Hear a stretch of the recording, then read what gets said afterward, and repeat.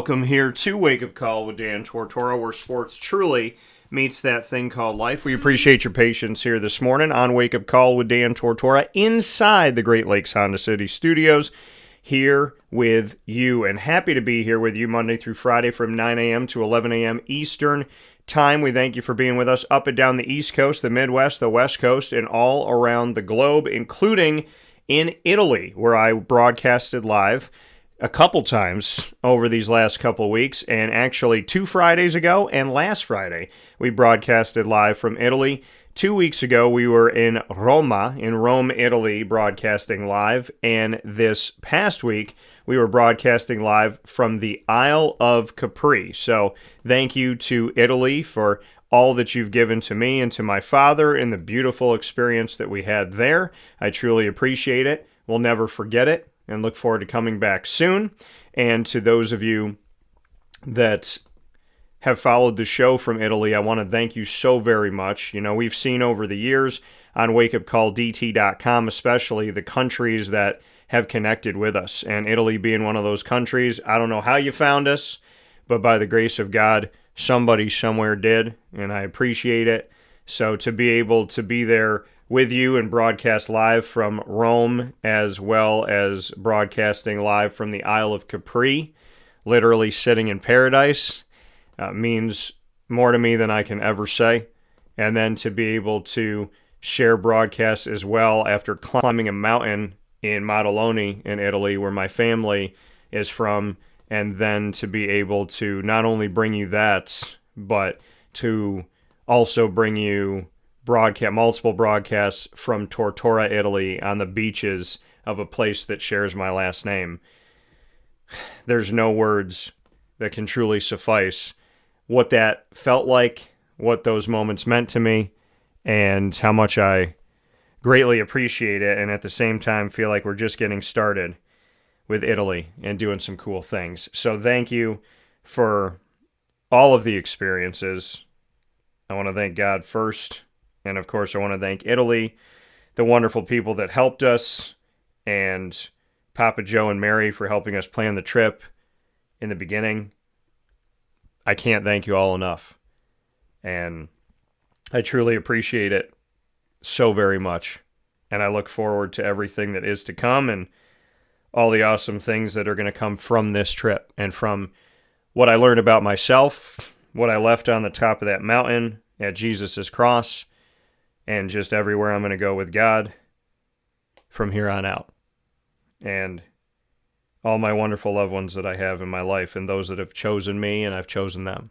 So, a lot of good things, a lot of beautiful memories, and a lot to come here. And as we continue Italy Week here on Wake Up Call inside the Great Lakes Honda City Studios, we continue our conversations with our fellow card-carrying Italians that are connected to the sports world, as well as those that have been to Italy, and Bob Casullo being both of those things. A card-carrying Italian and someone who has been to Italy numerous times. Bob Casullo, the longtime college football and NFL assistant coach, will be joining me here on Wake Up Call around 10:15 a.m. Eastern Time, so about an hour from now. And him and I will be trading Italy stories, as well as speaking on NIL and the transfer portal and what it continues to do to affect the collegiate model. So excited to have that conversation with Bob, excited to have that conversation with you, and always happy to have you here on Wake Up Call with Dan Tortora. As I said, we're inside the Great Lakes Honda City Studios. Great Lakes Honda City is there for you on 7140 Henry Clay Boulevard in Liverpool, New York. You can head there for sales and service Monday through Saturday. Make sure you go to greatlakeshondacity.com to get all the information that you need.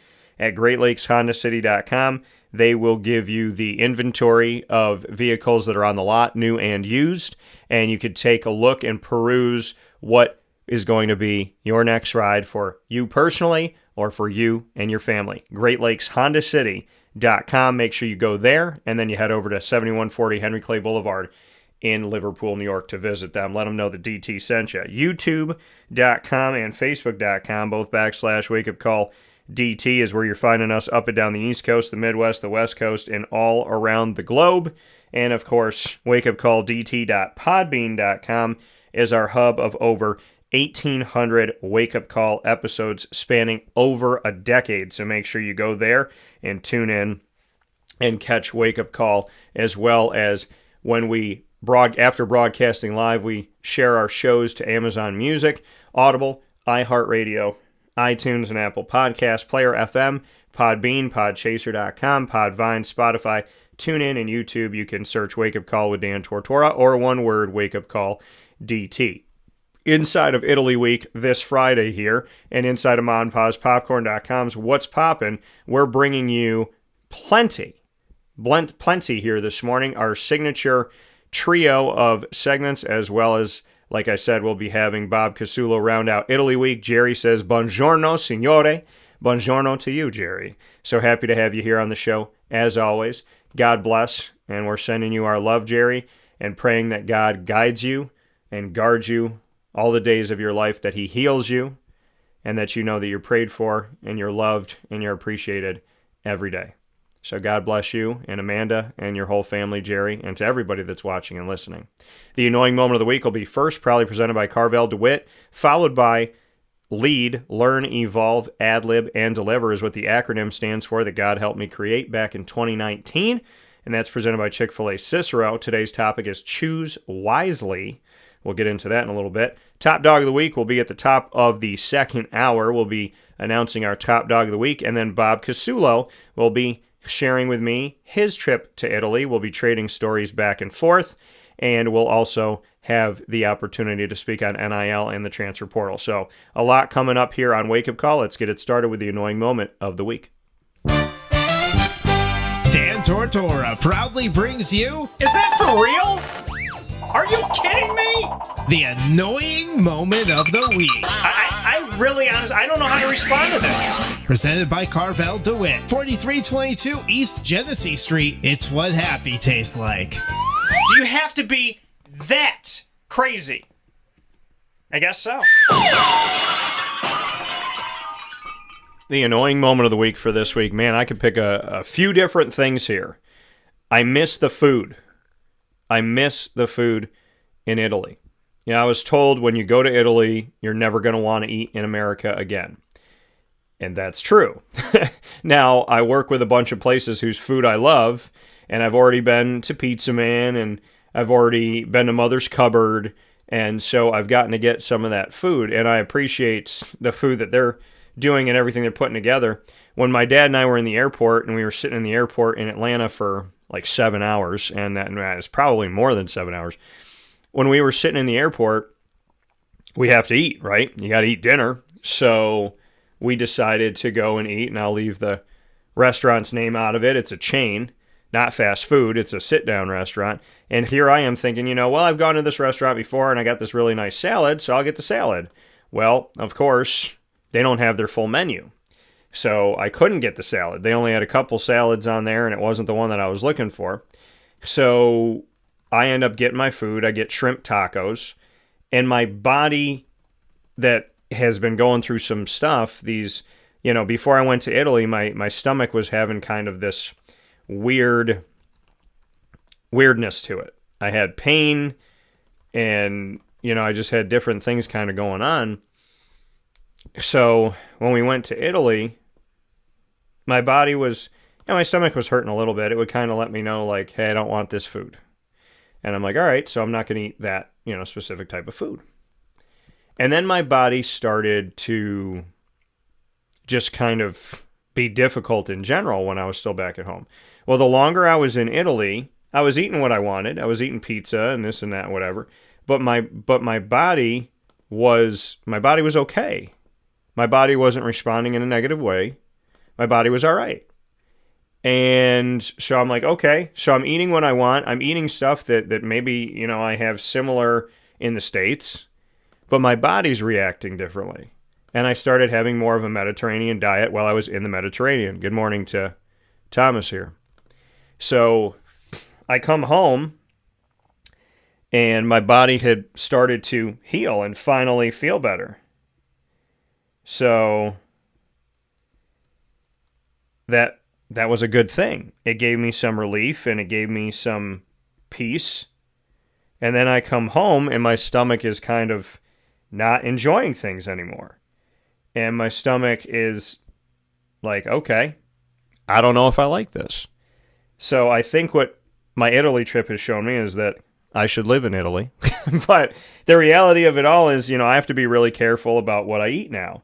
And, thankfully, a lot of the places that I work with, they use good ingredients. They do good things. Like I said, we don't just work with anybody. I'm very purposeful with the people that I work with and why. And so, we went to the Wildcat. I had the pizza there, enjoy the pizza there. Isaac and I always get the same type of pizza, and we try to go every couple weeks or whatnot. So we had a nice meal and all that. But when I'm looking at, in general, when I'm on the road, when I'm back here and I haven't cooked at home, I have to be very conscientious about what I put in my body. So now I'm really looking at, like, what are the breads that I'm eating? And I bought a lot of fruit because fruit is good, right? Like fruit, you can buy your fruit and I've loved fruit my whole life.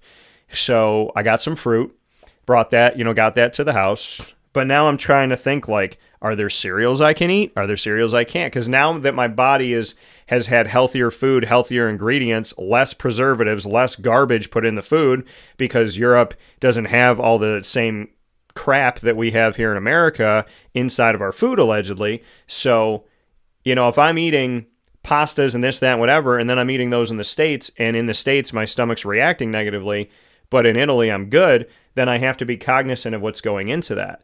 So it's the annoying moment of the week because my stomach finally got some relief, and then I came back home and it started to kind of pain me a little bit again, and I haven't felt this feeling in a while, and I don't want to go backward, I want to go forward. So I think it's going to task me with making sure that I eat more at home, I cook more, and that I'm really conscious about my ingredients, and that I do my research. And I like to learn, so I'm going to have to teach myself some new things. So I would say that that's an annoying moment of the week. Another annoying moment of the week is definitely the fact that all of our roads have been ripped up at the same time. 81, 481, 690, the side roads, the side bridges, by the airport, going to the airport one way, coming into the airport a different way. All this construction is happening at the same time. And that's all well and good because, get it all done once. But at the same time, it's inconvenience everybody from every angle, everywhere in central New York at the same time. And not only are they doing the highways, like I said, they're doing the side streets, they're doing the on-ramps, they're doing the off-ramps, they're doing the bridges. So I appreciate it. It's nice to see my tax money go somewhere. But I think it would have made sense to take care of one area and then take care of the next, or stagger it, right? Start 2 weeks here and then go over here and do this and that, just to make sure that we're not bottlenecking traffic from every angle in all parts of central and upstate New York. Now, it's good that it's not basketball season, and it's good that it's not football season, but we're still having these issues, and I think the thruway is also going through construction. So if all of this is happening at the same time, common sense would tell you that there's really nowhere to go to make things easy. Now, I get to, I typically don't travel during drive time, and my schedule is a lot different, and I might be traveling late at night, and I might be traveling earlier in the morning, so I have, the opportunity to not necessarily have the same type of travel patterns and whatnot, but it's frustrating to me that anybody has to deal with this. I was talking to someone who's out in DeWitt, and then they have to work, on the other side of central New York, and so they got to come from one side to the other side, and a trip that maybe took them 20 minutes is taking them over an hour. And that's not fair, right, to inconvenience. Now, take what we have to take now so that we can have the benefits later. I understand that. You got to go through adversity to gain everything that comes from that. But at the same time, I feel like there could have been a better plan. And I still don't like ripping up 81. I just don't like it. I hope it works out, but in the onset of it, I don't like it. I don't like making us all drive through the city. We already know how bad traffic is going to a football game, right? Or a basketball game at the Dome.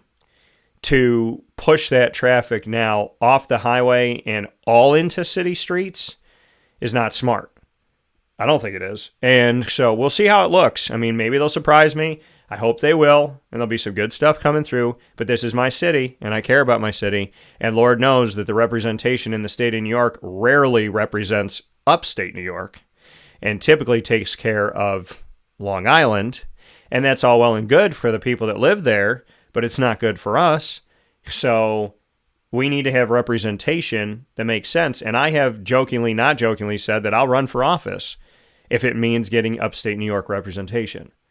So it's an annoying moment that could turn into running for office someday. So I guess that's not too annoying, right? So with that being said, those are the annoying moments of the week, proudly presented by Carvel DeWitt, 4322 East Genesee Street in DeWitt, New York. Go and see Carvel. And by the way, my exclusive Sunday is at Carvel, the DT Dolphin, which is an ode to the Lemoyne College Dolphins. You can get it down the road from Lemoyne College, just a few minutes from the campus, at 4322 East Genesee Street in DeWitt, New York.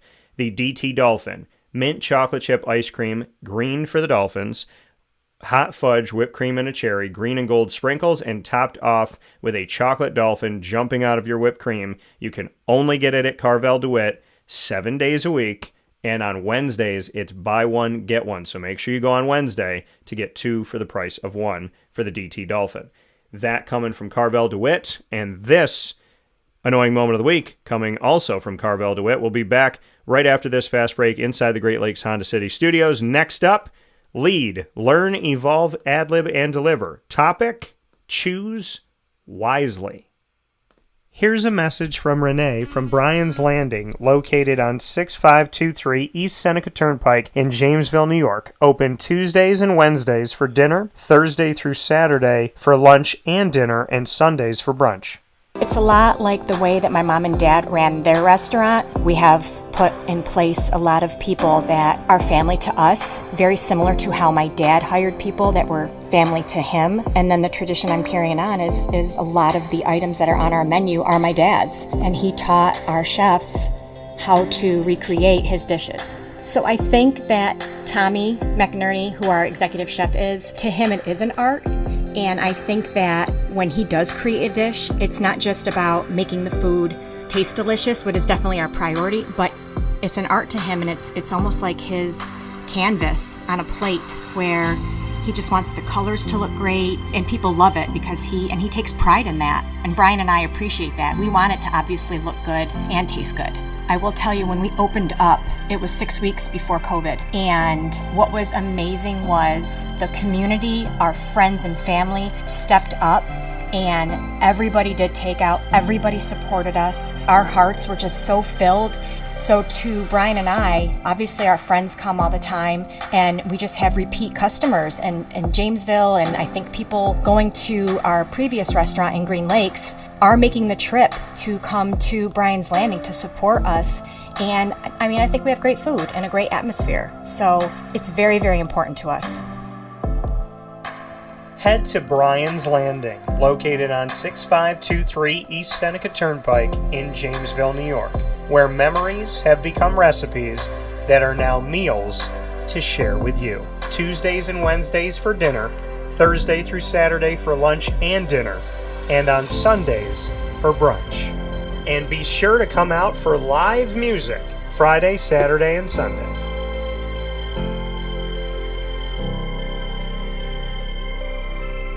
Here is a special message from Brian Bruno, owner of Servomation Refreshments Incorporated. I grew up in the family business, had the experience of working for a national food service company with thousands of employees, and as much as I enjoyed the experience I had, there's something about, owning my own company and being able to change the things I saw wrong with the industry firsthand, which is why I moved back to my hometown in Canastota, New York to launch Servomation. It was back in 2007. When we first started the business in 2007, really you didn't find any machines with credit card readers. There was a lack of variety in machines. You got stuck with basically whatever the vending company wanted to sell that day. There's a lot of inefficiencies in the business, and those were all things that we saw as opportunities, both from a customer level to improve and from an operating level to be more efficient.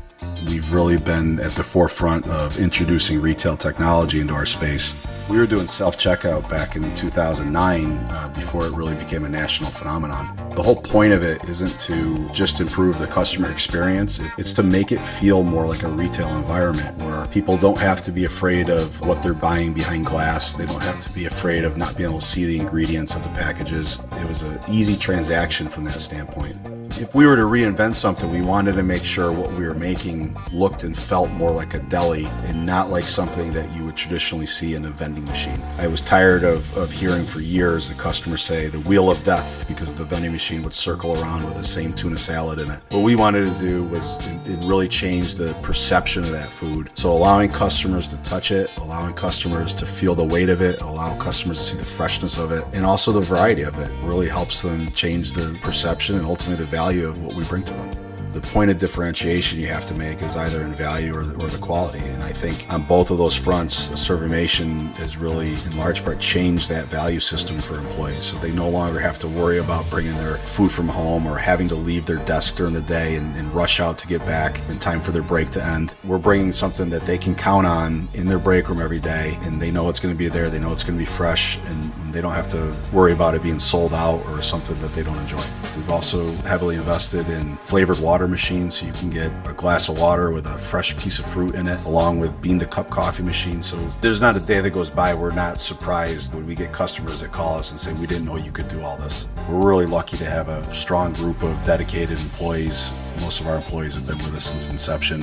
They're family to us, and people like doing business with people they like and trust. And I think the same thing goes for employees. And in a day and an age where there's a lot of corporations that just look at an employee as a number and don't get to know them, that's just not the way I was raised or how I like to do business. So we're a little old-fashioned. We like getting close to our employees. We like knowing how we can help them. We like knowing how we can improve their lives, adjust their schedules, whatever it may be to help improve their quality of life. And we think in the end that makes for a happier employee. We're fortunate enough to have really grown over the last several years, and from Pennsylvania to Massachusetts to Connecticut, we really do have a strong connection, even though we're not in the rooms every day with these employees.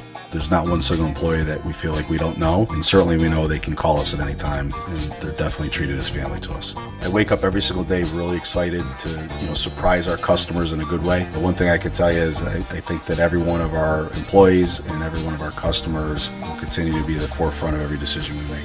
Find out how Servomation can help you and your business by going to servomation.com. And a welcome back here to Wake Up Call with Dan Tortora, where sports meets life. Happy to be here with you inside of the Great Lakes Honda City studios as we continue the conversation this morning and continue Italy Week. The next piece of today's broadcast brings us into Lead, Learn, Evolve, Ad-lib, and Deliver, proudly presented by Chick-fil-A Cicero. Now, this wonderful opportunity every single week, this acronym LEAD, is something that I came up with, just thinking about different ideas, and God gave me help. I said, I want to create an acronym where the word itself has a strong meaning, lead, and not only does the word itself have a strong meaning, but that I can make each of these letters have strong meanings individually. Learn, evolve, ad-lib, and deliver. And so God and I came up with this segment, Lead, proudly presented by Chick-fil-A Cicero, by the fearless and wonderful leader and brother of mine, Jim Ursakowski, and his wonderful, amazing family and team at Chick-fil-A Cicero on 7916 Brewerton Road in Cicero, New York. So happy to bring this to you every single week. And today's topic for Lead, choose wisely. Choose wisely in anything. Choose wisely when it comes to your job. Choose wisely when it comes to your mate, right? Your partner. Choose wisely when it comes to where you're going to live. The neighborhood you're going to be in, the house that you choose, the apartment that you choose. Life is about choices. When you're a little kid, you are not choosing your pre-K, your parents are. You're not choosing your elementary school, your parents are. Probably not choosing your high school, whatever district you're in, unless you go to a private school, your parents are. But when it comes to college, That's typically when you get your first big choice. You have to choose wisely. And then from there, when you're in college or you're even before college, your prom date, your semi-formal date, you got to choose wisely. The decisions you make when you're at your prom, you got to choose wisely. The sport that you play growing up, that's another choice. How much time and effort you put into it to maybe get a scholarship to play collegiately, that's another choice. Then when you're in college, you're dating, probably continuing to date. More wise choices. The classes you take, the major you choose, the internship that you do, the hours you put in to gain experience in your field. Wise choices. The person you ask to be your girlfriend or boyfriend, eventually your fiance, eventually your husband or wife. A massive choice. Where do you live? What do you live in? What car do you drive? Or what is your transportation? Choose wisely. You get your paycheck. What are you spending it on? Choose wisely. You have to figure out how to, in my case, like my dad and I traveling overseas, skip the line tickets and trying to get in as much as we possibly can in our first Italy trip and trying to do it fiscally responsible and find places that we feel like we can trust since we've never been there. God willing, God bless, and thank you, God, it all worked out. Choose wisely on who helps you, the friends you have. What do people always say? You are the company you keep. So if you surround yourself with negative people, you might be a positive person, but over time, and I don't care what anybody says, when you put yourself in a situation where you surround yourself with people, and even if you say, hey, I'm not like them, I don't drink like they do, I don't do the things they do, I don't act the way that they act, I don't talk the way that they talk. When you put yourself around people, that starts, whatever people you put yourself around, that starts to ick onto you. It does. It doesn't mean that you're going to become that person, but you are the company you keep. So if you surround yourself with negativity, don't be surprised if you become negative. If you surround yourself with promiscuity, don't be surprised if your morals start to lose a little bit of strength in your mind. If you surround yourself with heavy drinking, don't be surprised if now you're picking up a glass a little bit easier. If you surround yourself with people that sit on the couch and don't really do anything, don't be surprised at how lazy you become. You are the company you keep. And conversely, if you surround yourself with people that respect themselves and respect their bodies, don't be surprised if you start treating yourself a little bit nicer. If you're around people that are really positive and uplifting, don't be surprised if you get a little bit brighter, a little less depressed, a little less down. If you're surrounded by people who speak nicely to themselves, who are kind to their bodies, kind to their hearts, kind to their souls, kind to their minds, don't be surprised if you go past a mirror and you start loving that person that you see a little bit more. If you're surrounded by people who have a strong faith, don't be surprised if you don't talk to God a little bit more. We are the company we keep. And I've learned in relationships, take away everything else. Is this person a positive or negative person? Forget about they fight with me. Forget about I'm wrong about everything. Forget about I'm never enough. Are they a positive person? Like when they're not bothering you and they're not mad at you and they're not picking at you. When they're just being themselves and they're not hurting you directly, are they a positive person? Or do you call them up every day and every day is a problem? Every day there's something wrong. Every day they're complaining. And when you try to help them, they bite you. Right? Figuratively, hopefully. Hopefully people aren't out here biting people. But they bite you. You know, somebody tells you their problems and you say, oh, it's going to be okay and this and that. No, it's not going to be okay. The people that want to stay miserable. And you learn that. There's people that are like in a bad mood, and then you talk to them and they let you in and like they let you help them, and you actually feel like you're making a difference in their life, and they open up to you and you open up to them, and like you make each other better. Because there's two types of relationships. There's the relationships where two people are complaining about how horrible their life is, and they're just going back and forth, back and forth, back and forth. And then there's the relationship where somebody's upset about something that's bothering them, and they want to get better, and they're listening to the other person, and they didn't just go to that person to vent. They went to that person to actually get advice, to learn, to grow, and to get better, to get healthier, right? I'm the type of person where I want to talk out a problem because I want to find a solution and I want to feel better. I don't want to just talk about the problem to talk about the problem. And if I bring up a problem on a Monday and then I bring it up to the same person on a Tuesday, a Wednesday, a Thursday, that's because the problem hasn't been solved and we haven't worked it through. I'm not the type of person that can kind of work on something and then leave it. Because I think about it like this. If there's a leak in my faucet in the bathroom, and I say, hey, babe, there's a leak in the faucet in the bathroom. Now I've given you the knowledge. So now let's go into the bathroom and let's work together. If I do this by myself, maybe I can get it done. But if we do it together, if you can hold the pipe and I can hold the wrench, there's a better chance that we're going to get this done easier because we've got two sets of hands, two sets of eyes working on this thing. So I'm telling you so that you can help me and we can work together. So now we're working together. If we start working on it for 5 minutes and you say, you know what, Dan, I don't want to do this. Let's go do something else. I don't want to deal with this pipe right now. Well, the pipe's still leaking. It's still spraying water all over the bathroom. If you don't want to work on it on Monday, Tuesday, Wednesday, Thursday, now we got a flood in the bathroom. Now we got damage in the bathroom.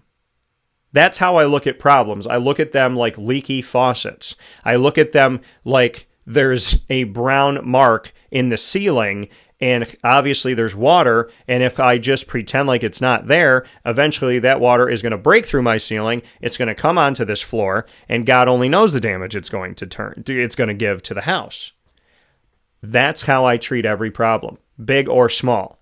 It is a leak in our home. It's a leak in the boat. If we don't address it, the boat's going to sink, the house is going to have damage. That is how I look at issues. So when people say to me, you know, if I'm dating somebody, she's like, well, you brought it up Monday, you brought it up Tuesday, why you keep bringing it up to me? Because you're not working on it with me. Because we have no solution. Because we're not moving in the right direction. We're not moving in any direction. We're just sitting here in a holding pattern doing absolutely nothing, which is not how you fix a problem. And to me, it's very important to see the person that you're dating and that you're married to. I mean, God willing, you've addressed this before you got married, but to see the person that you're dating or that you're friends with or that you spend time with in general, the person at work you get lunch with, to realize, am I choosing wisely? Am I with a problem solver or am I just with an energy consumer? Am I just with someone who constantly needs and needs and needs and needs and needs and needs and needs, but they don't address my needs and they don't ever stop complaining? You fix a problem, there's a new problem. You fix that problem, there's another problem. You know, the people that are eternal pessimists, nothing is ever going to be okay. They finally let you help them, and then they have another issue. And I've realized that in some people. When I took a step back and I said, okay, this person's really hurt me. They've really disrespected me. They're not showing me any type of love. They're not being kind at all. So then I just started. So instead of being like drawn to them from love because I was hurt, I took a step back. And then I looked at them and I was like, man, every day I get text messages about how terrible their life is. And then when I'm on the phone, it's all about them and it's all about their life and it's all about what they need and it's all about how bad it is. And it got suffocating. It got suffocating. Because, and then you try to kind of like wake that person up and say like, hey, I have a friend who's sick, and I just went to see them. And then they got mad. Oh, you think you're going to compare me to that? Oh, you think I'm a bad person? And it's like, I'm trying to wake you up. I'm telling you that I just came from being with someone who has every reason to be mad and upset and question and be angry. But we just sat and we talked and we smiled and they told me that they love me. And as much as they're hurting right now, they're always a great friend. So I told you their story by saying their life is 1,000,000 times difficult than most people's lives. So maybe what you're complaining about is not something that needs to ruin your day. There's nothing that needs to ruin your day. The best person that I know on this planet, my G-Mama, passed away. I can sit here and say, okay, she passed away a few years back, and now for every day for the rest of my life, she's not physically here, so I'm just going to be upset 'cause she's the best person in the world, and every day is going to be bad. I could have easily done that because life is different without her. It's not the same. Or I can be the same Dan that she knew and get better. And if my grandmother was alive right now and she saw me sulking and being negative and put myself around people that don't respect me, she'd slap me. And rightly so. I'm not saying she was an abusive person. I'm saying because she wouldn't slap me. She'd look at me and she'd say, Daniel, you know better. Daniel, you know better. What are you doing? Be a good boy. If they don't like you, piss on them. That's what she would say. If they don't like you, hey, on to the next. And so do I sit here and sulk because my grandmother passed away? Or do I look at the fact that her messages are still clear to me and that her messages have been coming through other people that love me? She's still talking to me. I just have to make sure that I listen closely and know when it's her, when it's coming from God, when it's good. Because when she spoke to me with love, she spoke to me with faith, and with a connection to God. So if she's talking to me, then I have to listen for that and to trust that God is going to make his voice clear, whoever it comes through. And I thought he spoke through her a lot, and I think he speaks through other people in my life a lot, and I just have to listen and be ready. Choosing wisely is imperative. And I told my friends this before, and I really have to live by it. I told a bunch of my, well, I shouldn't say a bunch. I have circles, and I have the innermost circle. And I told those people, I said to that friend, I said, if I call you and I'm dating someone and I call you to try and figure her out, I said, I want you to stop me.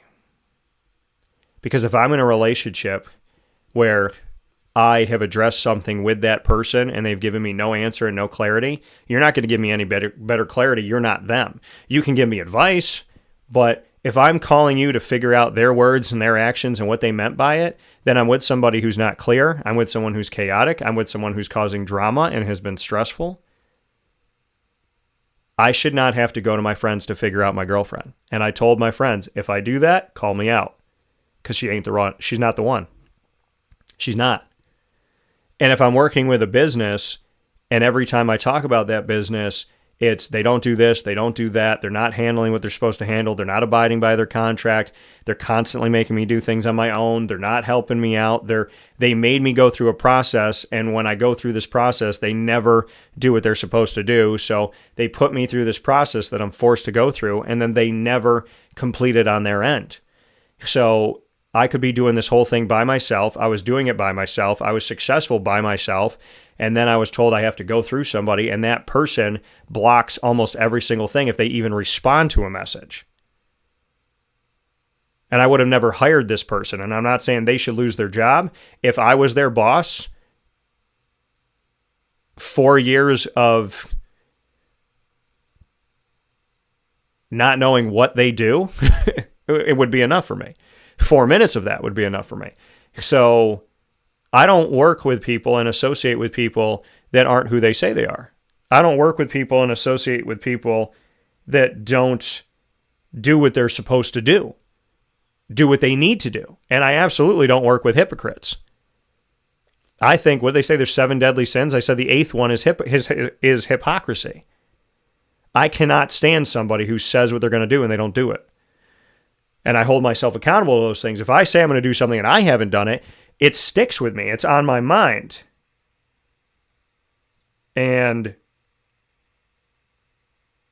I have to be cognizant of that. You can never ask something of somebody that you do not give. I mean, you can, but don't expect to get it back. Don't expect to get it back. When you ask something of somebody that you're not willing to give them, don't expect it back. Don't. Because if that person has any care and concern for themselves, again, eventually they're going to figure out that you're a taker.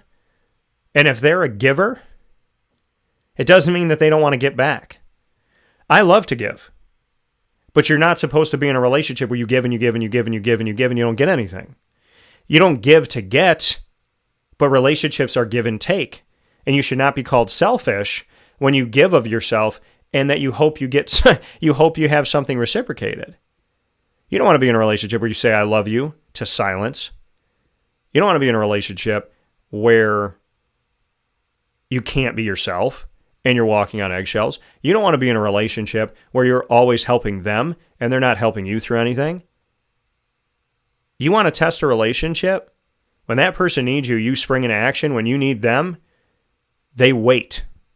They wait, and eventually they find some time for you and ask you if you need anything. God will show you who a person is, but you have to be willing to listen and to see. Because when God shows me who somebody is, I'm always like, nah, God, they'll get better. And he's like, nah, dude, this is who they are right now. Maybe they'll get better, but do you want to be the guy that they run over to figure it out? And choosing wisely is so vital because the right person to marry is worth the wait. The job that you really want is worth going after. It's worth pinching pennies. It's worth trying to figure it out. When I talk to people and they tell me they hate their job, there's only one response to that. Then find something you love and go do it. Well, Dan, it ain't that easy. I got bills and I got this and I got that. Okay. So work really hard and save your money and do the best you can to be ready. If you want something in life, you have to go after it. It's not going to be easy. Most of us are not going to have a pile of money sitting there next to us when we chase our dreams of the job we want. Most of us are going to have moments of brokenness and toughness when we're searching for the right person. We're still working through things. None of us are perfect. If you're waiting for a ton of money to give you peace, it ain't going to happen. If you're waiting for a vacation that's going to change your life, maybe it will, but when you come back from that vacation, you're responsible for what you're doing. The vacation didn't make you you. You were there on the vacation. You're there at home. That's what people forget all the time. Well, I had a great time in Italy. I love Italy, Dan. That was Dan. It was Dan peaceful. It was Dan calm. It was Dan not focusing on the negative. It was Dan growing and learning. Bring that man home. Don't associate Syracuse with I'm down and I'm upset and I'm depressed, Dan. And when I go to Italy, I'm happy, Dan. No, Dan is the same person in both places. He made a decision to be happy, so make a decision to be happy. You made a decision to be happy in Italy, so make a decision to be happy at home. Because it was my choice. I can climb mountains here. I can go to beaches in different places. That trip meant the world to me, but it's not Italy Dan that learned. It's Dan that learned from his trip in Italy, and what's he going to do with that? Experiences, people can change your life, but what are you going to do with that? What are you going to do with your newfound knowledge and wisdom? What are you going to do from what you've learned? I learned from my last romantic relationship that I can love unconditionally. That's what that relationship taught me. They didn't love me unconditionally. They didn't even love me at all. But I learned how to love unconditionally. So I needed that person that when I meet the right person, I now know how to love the right person the right way. And I had to love the wrong person the right way in order to learn that. But I didn't know that until time passed. When I was growing up as a kid, I wanted to work on SportsCenter. I wanted to be on ESPN. I ended up working at 3 different ESPN affiliates in 3 different states. And now, I don't want to work at ESPN. I like working for myself. Not that I don't respect ESPN, not that I don't appreciate ESPN, but I like working for myself. But I had to learn that. My goal was to get here. And then my goal changed. I don't want to keep chasing ESPN. I want to build my own route. I want to build my own way. And that's what I chose to do. And I'm happy with it. I didn't settle for Dan Tortora Broadcast Media. I went above the dream that I had as a kid, and I went beyond it, and I thought I can do more. And I chose that. I chose the harder path because it's more rewarding. Every day I wake up, I do what I love, and I love what I do. Every day. So why can't you have a marriage like that? Where good, bad, or indifferent, you love that person every day. Oh man, they annoyed me with da-da-da-da-da, but I love them. You think there's not annoying things that happen in my job? You think there's people that I talk to that don't do what they're supposed to do? You think I don't deal with drama and ridiculousness and people that are lazy? You don't think I deal with people that question me, disrespect me, steal from me, plagiarize? There's stuff that happens all the time in me chasing my dreams that I would prefer to not happen. But it doesn't stop me because at the basis of it, I love what I do and I do what I love. So all that crap that comes with it, that crap would have come with other stuff. There's people that behave badly in every walk of life, in every job, in every profession. So I'm going to meet those people if I do a job that I love or a job that I don't. So I might as well do a job that I love and understand that those people are going to come at any given time because the devil sends people to stop you, to teach you, to block you. God sends people to teach you. Devil sends people to block you. Whatever it may be, y'all got to keep moving. You're searching for love. You meet a woman who treats you disrespectfully. You meet a man who abuses you. God wants you to learn a lesson. Keep moving. Keep being yourself. Keep loving. The devil wants you to quit. You have to choose wisely. You don't just marry somebody because it's convenient, because y'all dated a long time. Y'all got an apartment and a dog and a couch, and how you going to split the couch in half? How you going to split the dog in half? Now, complacency leads to negativity, leads to depression, leads to a life where you're just sitting there staring at the wall going, why the hell am I here? Till death do us part doesn't mean I'm going to kill her before she kills me. I'm going to kill him before. No. Till death do us part is not looking at the other person going, how long they going to be alive? Who you date, who you marry, where you work, what you do, where you live, that all has an effect on you. So if you think that choices in life don't matter, it's just a little choice. It's just a little choice done over and over again becomes a habit. A habit becomes a lifestyle. Oh, I'm just going to smoke once. Oh, I'm just going to smoke twice. Oh, I'm just going to smoke when I drink. Now all of a sudden you're addicted to it. You can't stop smoking. You've been smoking for 40 years. Now your lungs aren't right. Now the doctor's telling you if you don't stop, you might not be alive in 10 years. What you put into your life becomes your life. Y'all need to wisen up, me included, to knowing that what you put in is what you get, right? Well, I'm just going to date this person for a little while. Like, it's not the person I'm going to marry, but I don't want to be alone. Now, all of a sudden, now that person that you've been dating for a little while that you're not going to marry, they done stressed you out. They done hurt you. You don't like your job anymore. You don't like what you're doing. You're not happy. When you're around your friends, you're miserable. When you're around your family, you're miserable. All you do is talk about this person. That little bit of time spent with that person has now affected all your relationships, affected your job, affected your happiness. What you put in your life should be bearing fruit. The Bible talks about bearing fruit. Jesus comes to pick from the fruit. We are those things that he's picking from. We are the trees he's picking from. Are we bearing fruit or not? Jesus comes to us for the harvest. Have we bore fruit? Or are we rotten? What you put in becomes you. It becomes your life. You have to make wise choices. When you tell somebody you choose them, know who you are choosing. I have wanted so badly to have a partner in life that I've chosen people before I know the person. And then when you actually see who they are, you would have never chosen them. Do not say, I choose you, unless you know what you're choosing. And there's things you're going to learn in life.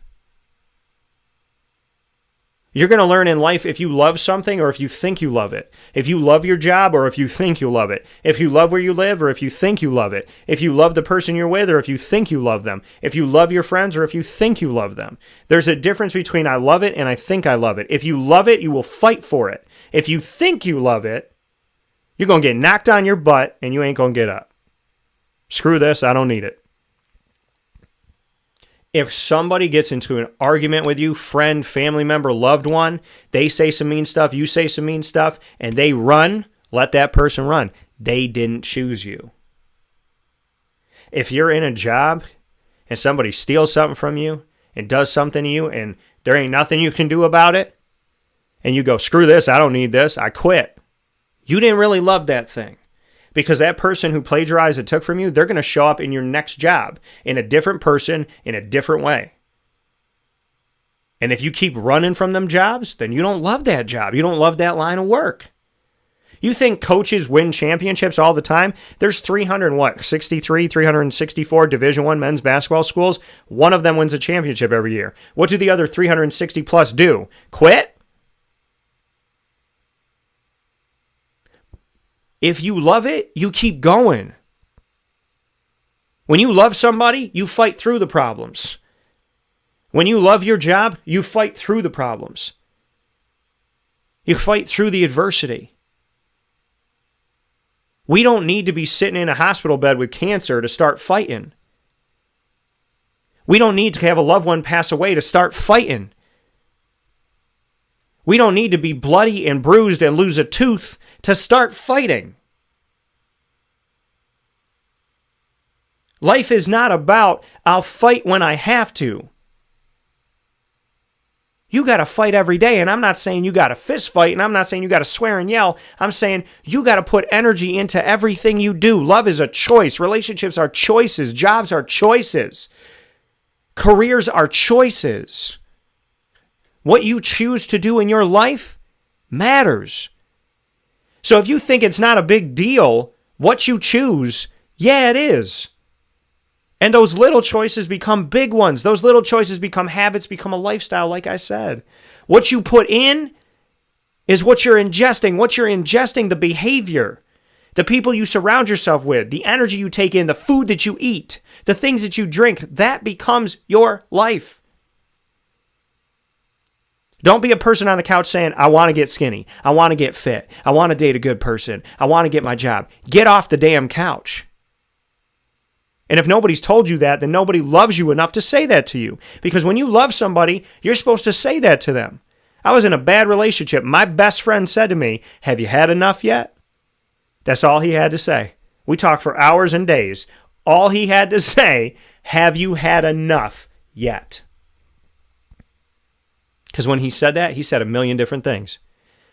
You've been punched in the face, punched in the head, punched in the side, punched in the rib, punched in the gut. Have you had enough? This girl is just going to keep punching you, punching you, punching you, punching you. Are you going to stay here and be her punching bag? Or are you going to say, you know what? That's enough. It's enough. Choices are made every day. And when people complain about how bad their life is because of him or her or this or that, no. You made choices. You made a choice to do this, to do that. Yeah, sometimes things happen. And a lot of times things happen out of our control. But we have to ask ourselves, did we put ourselves in the situation? Did we make these choices? What choices did we make? Why did we make them? And where are we at? All of that is important. The choices you make are important. And don't think that you can just make a choice today and it ain't a big deal. There's a lot of things that you're going to choose today that you need to really consider. And then do you choose them again tomorrow? Because your friends, the people you call your family, blood or not, your job, your romance, where you live, where you travel, what you do, those are all life choices. All of them. And choices end up putting together the life that you currently are living in. So if you want to know why you're in the life you're in, look at the choices you made. And stop blaming other people for where you're at. Because God gave you the keys. If you threw them keys at somebody else, that ain't God's fault. And yes, people make decisions and people do things and say things that are out of your control. But are you still around those people? Do you still associate with those people? Have you made decisions in your life that are locking you in with those people? Nobody wants to hear for 3 years how terrible your boss is. After a certain point of time, I'm going to say what Isaac said. Have you had enough yet? Think about that. Don't be wasting your life complaining that you can't get out of this and you can't get out of that. It's your life. Figure it out. And if nobody's told you that, they don't love you enough. Let go of those people. Because people that love you are going to look you dead in the face and say, if you ain't happy, change it. If you don't change it, just shut up about it. And that's the real. Life is not meant to be kind of, sort of, lazily going through. It's about attacking the day. Going after what you want. Successful people are people that chase after what they want, go after what they want, and don't accept anything below it. What do they say? The way that somebody treats you is their decision, but how they continue to treat you is now your choice. The way somebody treats you, they've chosen to do that. You had no control over that. But if you stay in the relationship, you dictate how they treat you. Because if they disrespect you and they put you down and they treat you poorly, boss, family member, romance, friend, if you have somebody in your life and they treat you bad the first time, that ain't on you. But 3 months later, that is on you. Because you've chosen to accept their behavior and you've told them that it's okay. How somebody treats you is how you allow them to treat you. Stop acting like you got to sit here and be a punching bag. Have you had enough yet? Choose wisely. Choose wisely. Don't be in a situation where your friend has to ask you if you've had enough yet. Lead, learn, evolve, ad-lib, and deliver. Proudly presented by Chick-fil-A Cicero. I pray for you all to find your strength. And I love you all. We'll be back in the Great Lakes Honda City Studios right after this. Hi, this is Amy from Mother's Cupboard, home of the whole frittata. We are open daily 6 a.m. to 1:30 p.m. For takeout orders, call 315-432-0942 and tune in to Wake Up Call with Dan Tortora for our monthly food challenge and try our Wake Up Call signature menu item available 7 days a week. Here at Mother's Cupboard, we are Central New York, and it's our honor to serve you. Ma and Pa's Kettle Corn and Popcorn Factory remind us that every day is worth celebrating at 201 7th North Street in Liverpool, New York. Open Monday through Saturday in-store and always online at maandpaspopcorn.com. Serving our Central New York community and beyond, order anywhere, anytime at maandpaspopcorn.com. Stop in to get a tin at Ma and Pa's on 201 7th North Street in Liverpool, New York to get your half-price refills for the rest of your life. Come to Ma and Pa's for your holiday gift giving for family, friends, employees, and clients. And remember, for fundraising and events, to call 315-450-6272. That's 315-450-6272. Ma and Pa's Kettle Corn and Popcorn Factory. How corny are you? This is Jimmer Sikowski, owner-operator of Chick-fil-A Cicero, 7916 Brewerton Road in Cicero, right in front of the Home Depot. I had a deep feeling that God wanted me to do something bigger with my life and to help people, help others. I kept putting Chick-fil-A in my life, and I realized as I was going through the franchise selection process that positively impacting the lives of others was really core to what we do here at Chick-fil-A. First of all, it starts with the food. The food is brought in fresh daily, and we bring in local produce. We prepare to order in the kitchen. We hand bread our chicken. We hand spin our milkshakes. It's great food. It doesn't taste like fast food.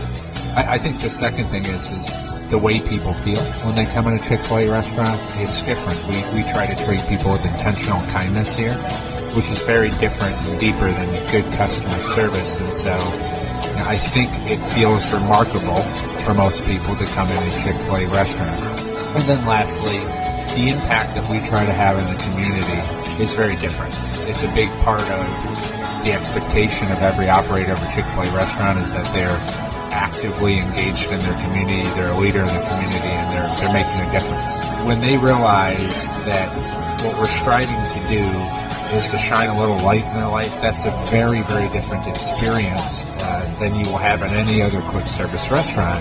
And it's that remarkable experience that I think people will emotionally connect with.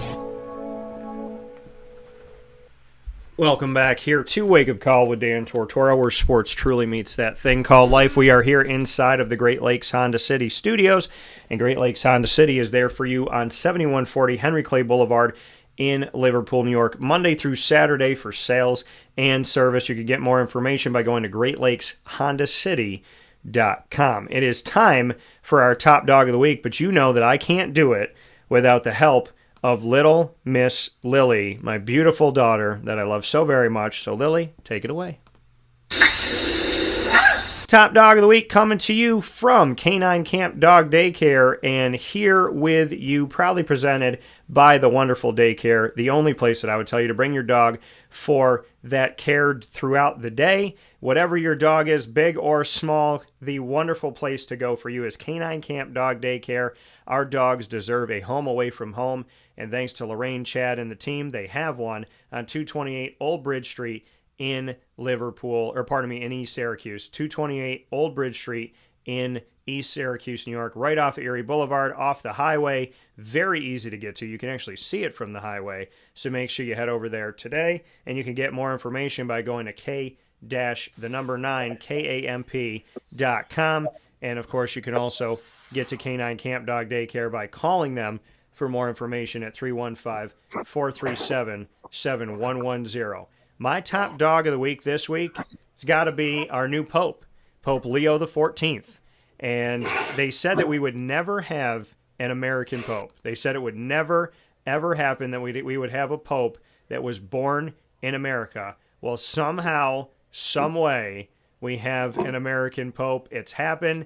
And so I want to just take in this moment and say thank you for this moment that we have an American Pope. I'm excited to see what he's going to do. Any country that he comes from, he has been asked to be a representative for God on earth. He is asked to, he is not God, but he is asked to take care of the church, and he is asked to work to bring us toward God. He has worked to say things and do things that bring us closer to God and closer to the kingdom of heaven. So we pray for Pope Leo the 14th today and every single day. In the name of the Father, and of the Son, and of the Holy Spirit. Amen. God, will you please guide Pope Leo the 14th to be the best that he can possibly be. Help him to hear your words and to truly follow your lead. To know that he is not God, but he is to work with you and to work through you and for you to work through him.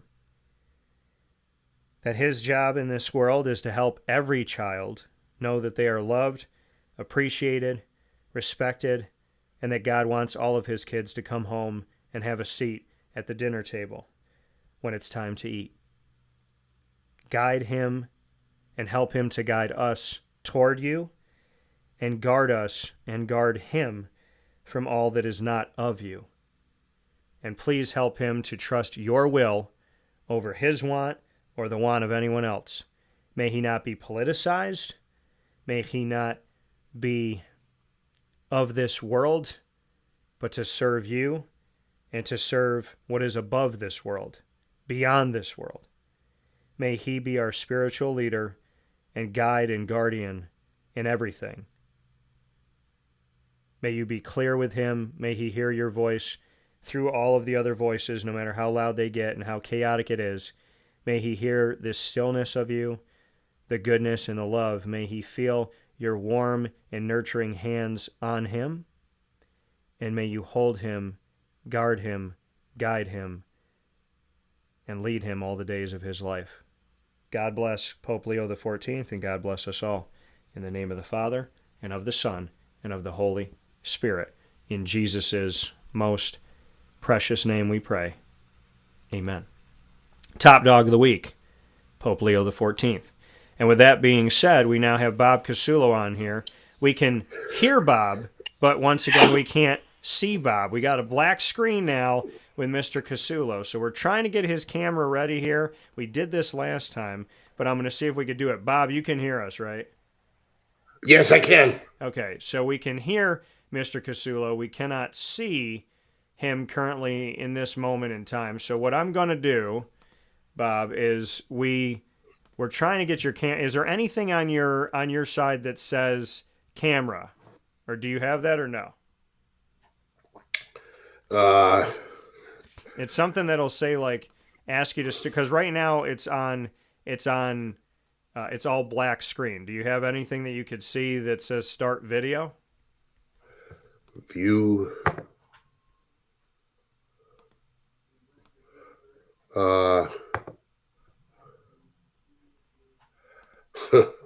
Yeah. I can see you plain as day. Okay. Yeah, it's almost like there's something covering the camera. It just comes up like a blank screen. So what we're going to do is we'll utilize your voice, Mr. Casullo. I will put up a wonderful picture of your mug as I did before.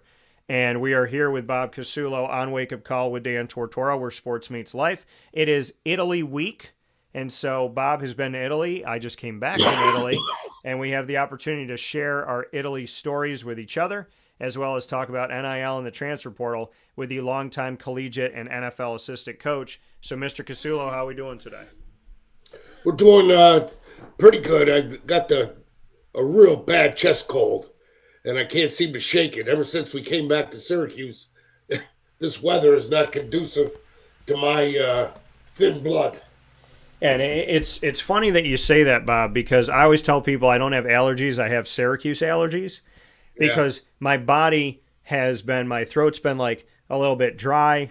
I felt like a little bit less air coming up through. And when I was in Italy, I felt totally fine. So I think the remedy is you and I need to move to Italy and start doing shows from over there. At this stage of the game, I'm all for it, believe me. So Bob Casullo here with us. Bob, speaking about Italy, as well as going to be talking about the world of collegiate athletics and bringing it all together as we talk about where sports meets life. How many times have you been over to Italy? I believe this is the 8th time we're going. Yes, 7th or 8th time, yes. So for you, what have you done up to this point? Like, where have you gone in Italy? Oh, geez. All right, let me see if I can give it to you by geography. Venice, we go across to Lake Como, Milan, Turin. We swing down to Cinque Terre. We go over to Florence. We go to Rome. We go down to the Amalfi Coast, Positano, Sorrento, Capri, and then all over Sicily. About the only place we haven't been is the East Coast, Bari, down in the lower part of Italy, which we will make someday. In fact, our cruise ship that we're going on, one of the stops is down there, so I can probably check that off. And then we're also going to be in Messina. When we were in Sicily, we did the whole circuit route, but we skipped Messina for some reason. I don't know why. But on this cruise, Messina is one of the stops either before or after we go to Greece. I haven't quite checked that out yet. But we got 5 stops in Italy, 4 of which we've already been to, and then 5 stops in Greece, which we've not been to any of them. So we're looking forward to that. And for you, Bob, what made you want to do this? Like, what made you want to make sure that you went back to your roots in Italy? That, I mean, you've seen most of the country, and like you said, You're about to see a little bit more of it. Why was it so important to you to get back to Italy and not only get there, but to make sure that you saw all the nooks and crannies of Italy?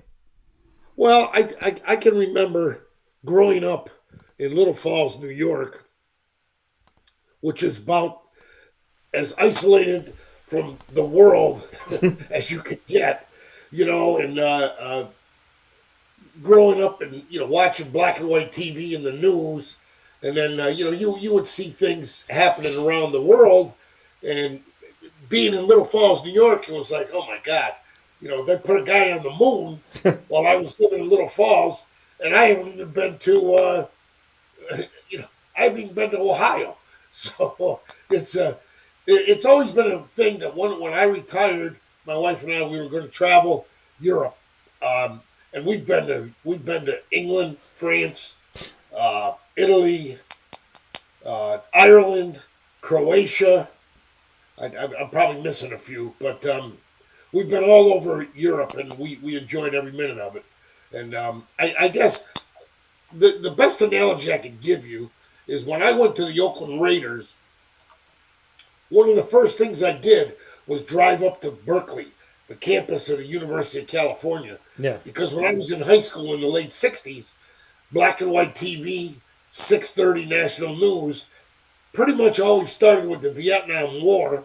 And then the second feed in was the protesters in the United States. And probably 3 out of the 5 nights, they were showing you shots from Cal Berkeley with all the peaceniks and all that stuff. So one of the first things I did was go up there and just kind of walk around and say, oh my God, I never thought I'd ever be here, And it's the same thought process with Italy. My grandparents had been there.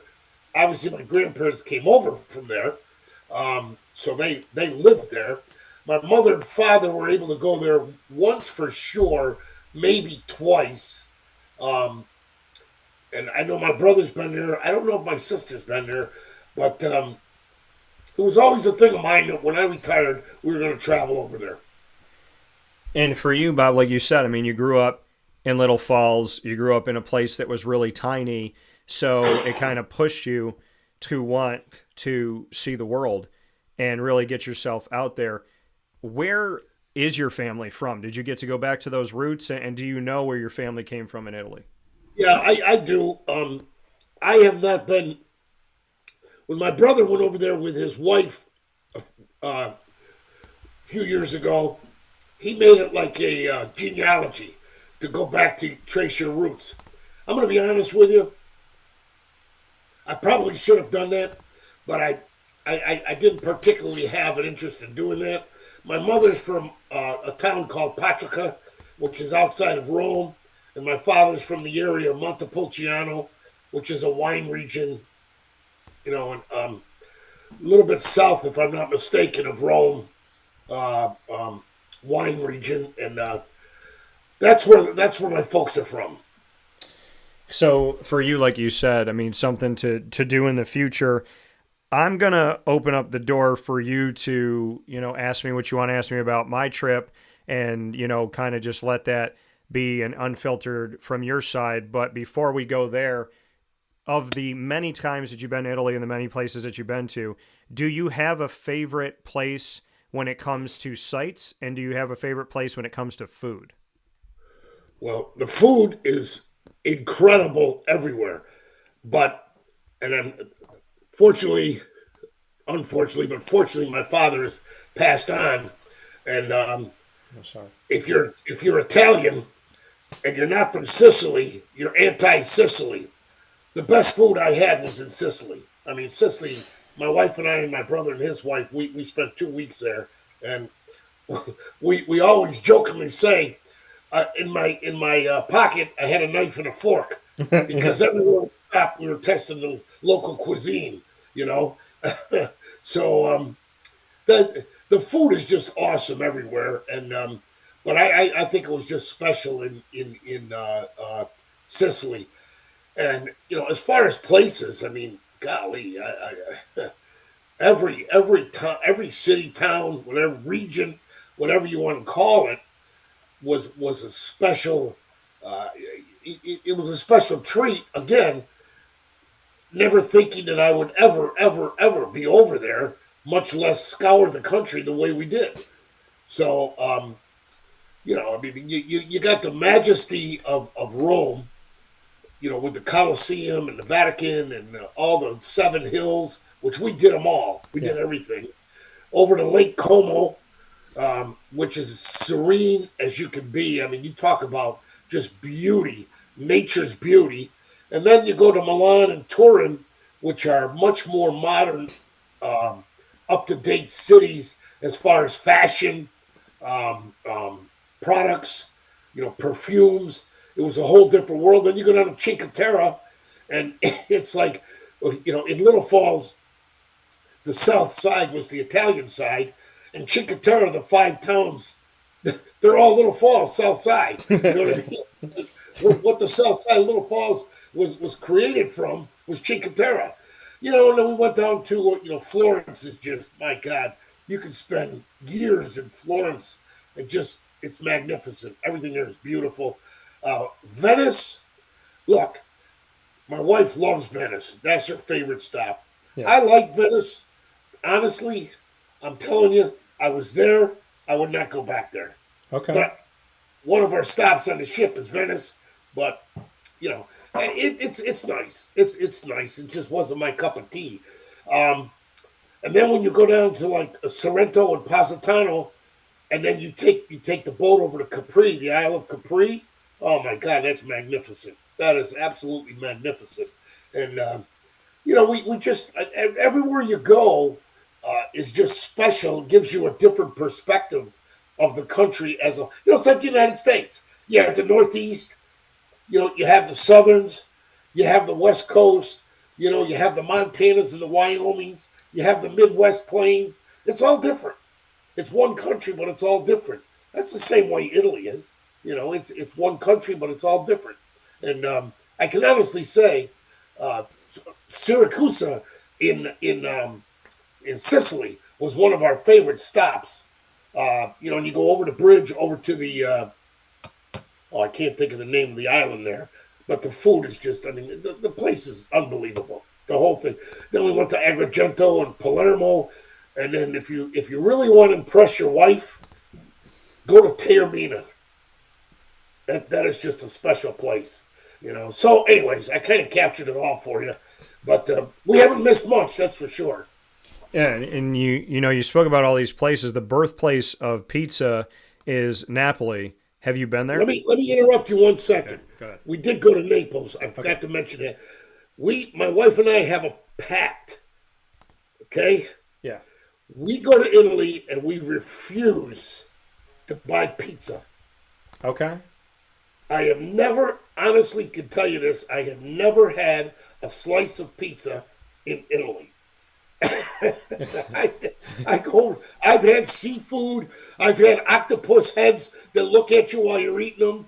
I've had veal dishes, lamb dishes. I do not want to go to Italy and have a freaking pizza. Well, I will tell you this, Bob. Of all the pizza that I've had in my life, and I consider myself a Ninja Turtle of sorts, I can tell you that the margarita pizza in Napoli is by far the greatest pizza that I've had. There is no substitute. There is no close second. There is no conversation. And I also, like you, am an adventurous eater.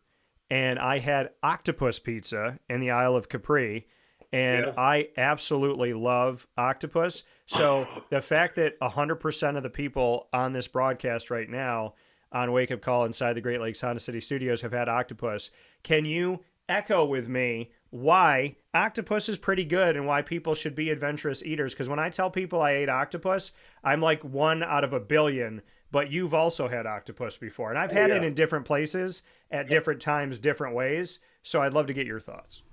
Well, our three favorite restaurants down in Fort Lauderdale, okay, 3 favorite Italian restaurants.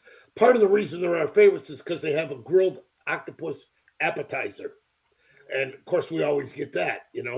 Let me run one more thing by you. When I lived in the Oakland, San Francisco Bay Area, I don't know if you ever heard of abalone. Abalone.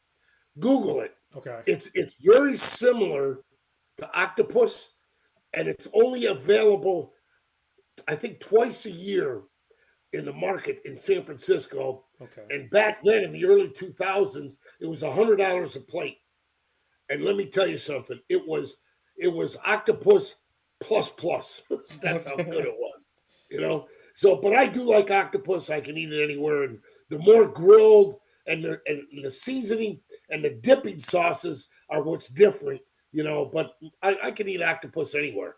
Yeah, well, I can appreciate it and respect it because I absolutely love octopus, and most people are like, what is wrong with you? But it's super good. It's also something about being Italian that you will try pretty much any seafood. I had sea bass, I had calamari, I had octopus, you have different squid, you have the legs, you have the, different elements and pieces of these wonderful sea things. And yeah, I mean, I think I had my definite, many a night of seafood, but such a great experience. I'm going to flip it to you, Bob, and I'm going to let you run my show for a minute here. I've been to a bunch of different places. This was my first trip to Italy. I went with my father.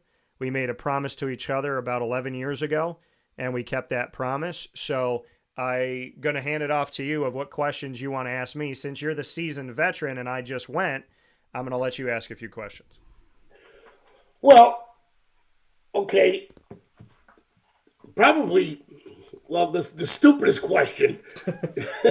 What's your favorite place? It was funny. My dad asked me that. We went to Maddaloni, which is where my dad's family's from. We went to Capri. We went to Tortora, Italy, which was incredibly insane and awesome. We went to Rome and we went to Naples. And I can't pick a favorite place because every place had its own reason why it's special to me. But I will tell you that the thing I was most excited to see, and not that I didn't see other great, amazing things that surprised me, but I can answer this question in a way of saying my thing that I was already excited to see for years before I saw it, and then I went into it and I experienced it, and I would love to do a show from there, and I did do some video moments from this place, is being in the Coliseum. Of every stadium that I've been to, every arena I've seen, there is nothing like the Coliseum. There will never be anything like the Coliseum. And I would absolutely, positively love to broadcast something from the Coliseum itself. Yeah, that's obviously we've been there, and it's just the history as if we were in the upper deck, for lack of a better term, upper level. Yeah. And to look down and to just visualize what you see in movies, the gladiators and the lions and all the people in the stands, and that Coliseum is still standing, and I can appreciate your appreciation for that, because it is magnificent. I'll tell you a quick story. When we got there, we had walked all day through the Seven Hills, and we made it over to the Coliseum, which is, at the time, felt like I was walking from Syracuse, New York to Rochester, New York.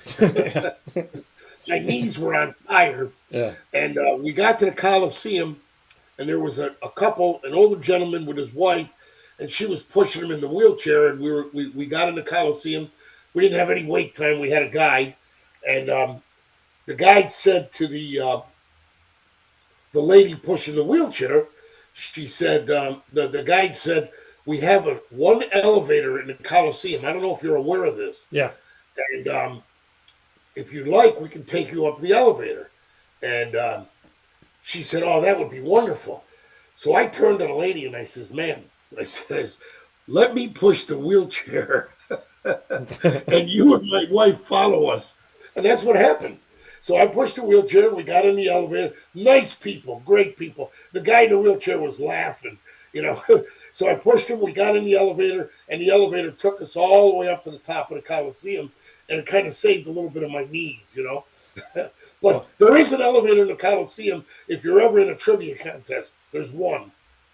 Yeah, and that's that, and yeah, I mean, we were right by it, and so I mean, I can appreciate that. And our tour guide that we paid for left us at the Coliseum did not stop, did not count heads. So we went to Palatine Hill, my dad and I, by ourselves. We went to the Roman Forum by ourselves. And I told him, I said, I'm not going to chase and try to look for this person. So what we're going to do is we're going to enjoy our trip. We're going to spend more time than we were allotted, and we're going to walk around here. So I definitely. That's the way to do it. You know, Dan, that's the way to do it.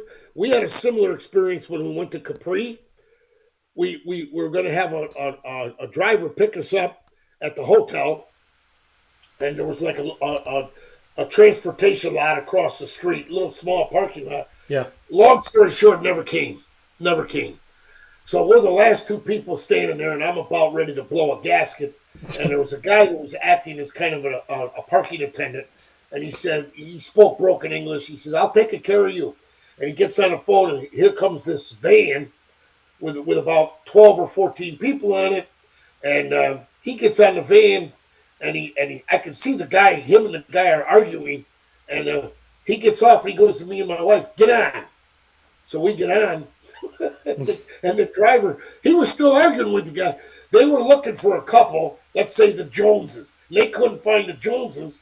So the parking attendant says, we're the Joneses. So long story short, now we get to the wharf where you take the boat over to Capri, and of course, everybody, they got their little tickets and sticker, and the group was called Pepe, P-E-P-E, Pepe's group. Yeah. Okay? So I said to my wife, I said, well, let's go. There's got to be public transportation, and we'll go. So we start walking over, and all of a sudden, this couple's hollering. And we turn around, and they're waving us back. So we go back and go, what's up? They go, are you the Joneses? And we go, yeah. So, well, Pepe's looking for you. So we stayed with Pepe's group the whole day, all the way up to the top of Capri, all around. Everything was paid for because we were part of Pepe's group. Yeah. Well, and that's the thing. You know what? I always say, and I say that. I say to my, I said to my dad, it all works out. It always works out.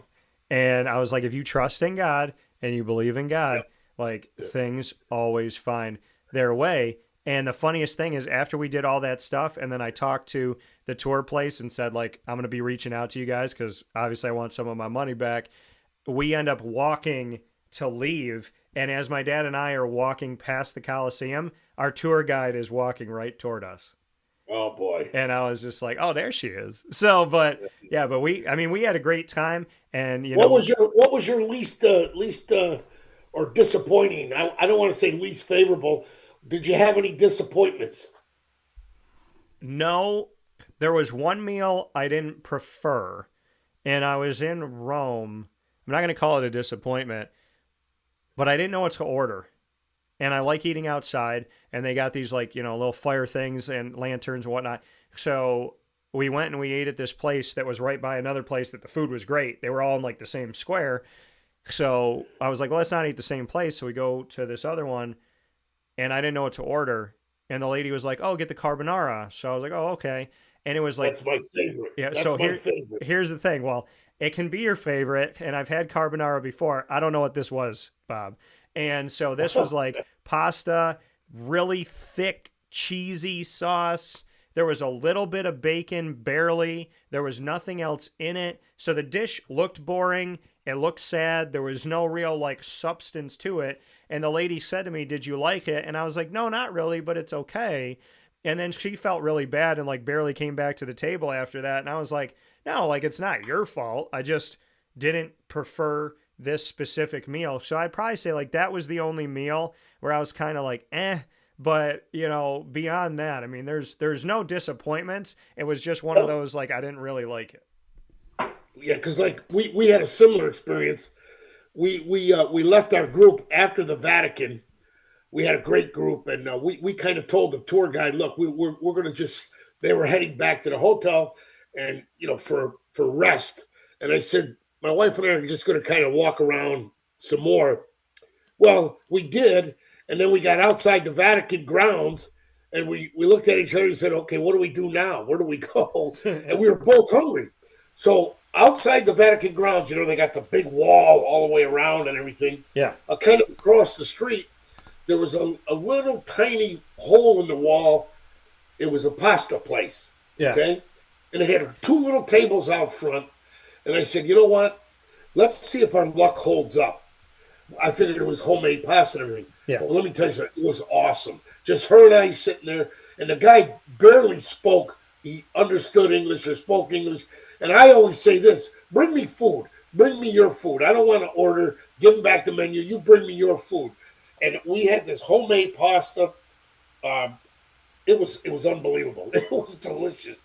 I can honestly say seafood's my favorite. Yeah. And the island I was telling you about outside of Syracuse, and it's called Ortesia.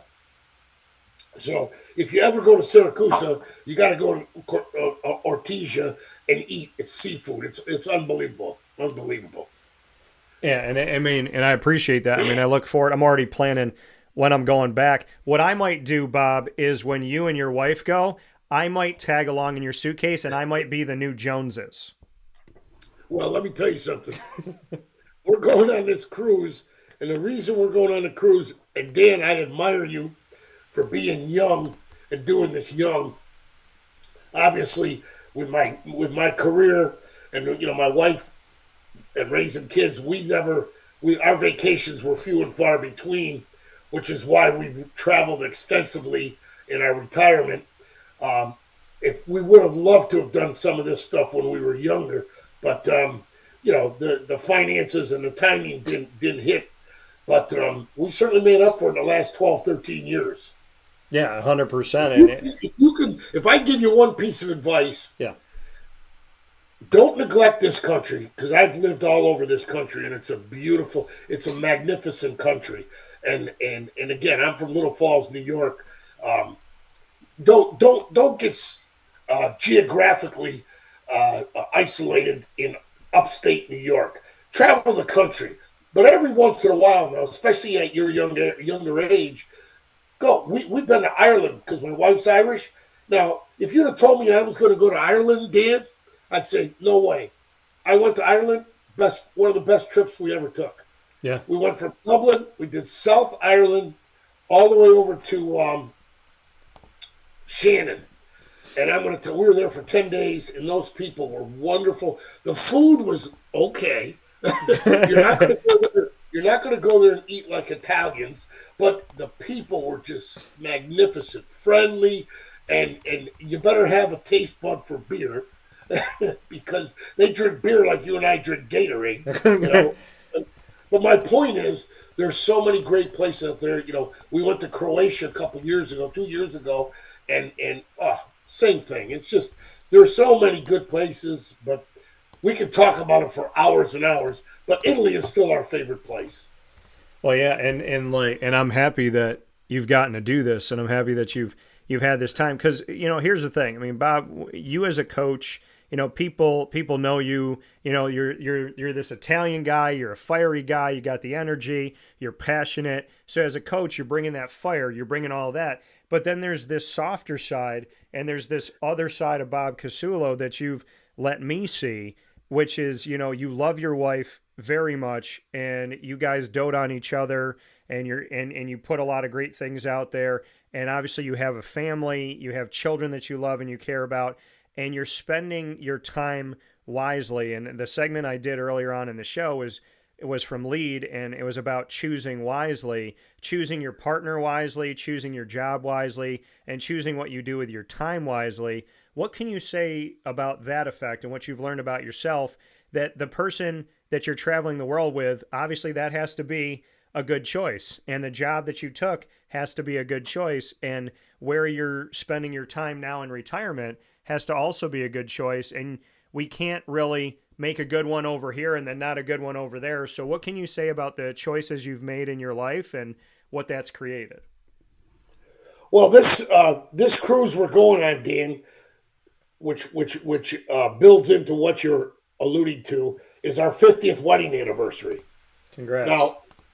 Now, in this day and age, you can probably, of all the people that your family knows and you knows, you can probably count on one hand, maybe a couple fingers on the second hand, of marriages that lasted 50 plus years. Yeah. It just don't happen anymore. Yeah. And I think the tribute is you have to make sure you got the right partner, okay? And you have to be able to give and take. And I think you have to have, obviously, family. It doesn't matter if you got 1 kid, 2 kids, 10 kids. Okay, I think family is important. But you all have to be rowing in the same direction, and it's there's bumps along the way. I'm not a marriage counselor, but I can tell you that I got friends that have been married 3 times, and divorce is the problem with, in my opinion, one of the biggest problem with young couples are they don't know how to deal with adversity. They don't know how to negotiate through troubling times, and the solution is, I'm out of here. Yeah. And it's especially bad when you got kids. And I'm not saying you can't get a divorce and still be good parents, because obviously you can, but I, like you, being raised in an Italian home, old-time Italian home, and my wife was raised in an old-time Irish home. When you say I do, that means something. Yeah. You know what I mean? Yeah. It means something.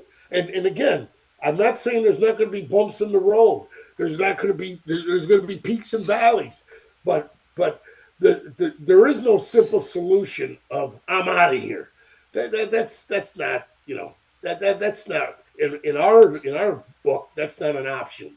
So, and the rewards are, Dan, like you alluded to. I had a great career. Pat had a great career in her line of work. Our kids are doing well, and our reward is in retirement. We can afford, a home in Syracuse, a condo in Fort Lauderdale. We can afford to take European vacations. Okay, I've been retired 12, 13 years now. I think this is our 11th trip because we didn't go anywhere but 2 years of COVID. Okay, yeah. And that's the rewards. It's the back end makes it all worthwhile. And I'm not saying I got the perfect life, because I certainly don't, but it's certainly been an exciting life. I can tell you that. Yeah. Yeah. And I can appreciate all of that, and I can appreciate the wisdom that's come from that as well. Speaking to wisdom, I'm going to ask Bob to talk about something that we are both passionate about and that we have spent time talking about before. You spent a lot of time in college, and you spent a lot of time with student athletes. Student athlete, not athlete, not pro athlete, but student athlete. With NIL and the transfer portal, Bob, we've seen a lot of things happen, a lot of things that I can't understand why people didn't anticipate. The fact that you're going to drastically change the collegiate model and have no parameters around it, no fence around the horses. Well, one thing we haven't really gotten into with NIL and the transfer portal is that you can go play spring ball. You can get to school early, or you can be a returning student athlete, and you can play spring ball, and you can transfer right after spring ball. Coach tells you you're not going to be the starter. You didn't play in the spring game. You're the backup quarterback. You're out. And there's this open season of free agency that happens during the season, before bowl games, before the college football playoff. Then it happens again after spring ball. So Bob Casullo is the head coach of South Carolina, and I'm your quarterback. Well, I can be your quarterback throughout spring ball, and then you say, hey, Dan, you're going to have to keep fighting for your job in the fall. I say, no, I'm not. And I leave and I go to Florida, and I take all of Bob Casullo's playbook. I take all of his information, all of his nuances, everything he's taught me, and I tell Florida, hey, this is what South Carolina is doing. I would love to get your take on the fact that free agency in collegiate football doesn't ever really stop. Tampering is a normal thing now. And the fact that you can transfer before the postseason, and that you can transfer through the postseason, and that you can also transfer after spring ball, a minute after you finish practicing with a team, you can open your free agency again. Dan, there's so many ways I would attack this. That, we could be on this broadcast all day. There's just so many ways. It's ridiculous. let me try to give you a perspective, okay? Yeah. This is, if you were to take 5 years ago, and let's just take football because obviously I was in football. 5 years ago, okay, write down on a piece of paper the top 20 teams in the country, Yeah. okay? Yeah. Now, today, with NIL, take that same piece of paper, start another column, the top 20 teams in the country.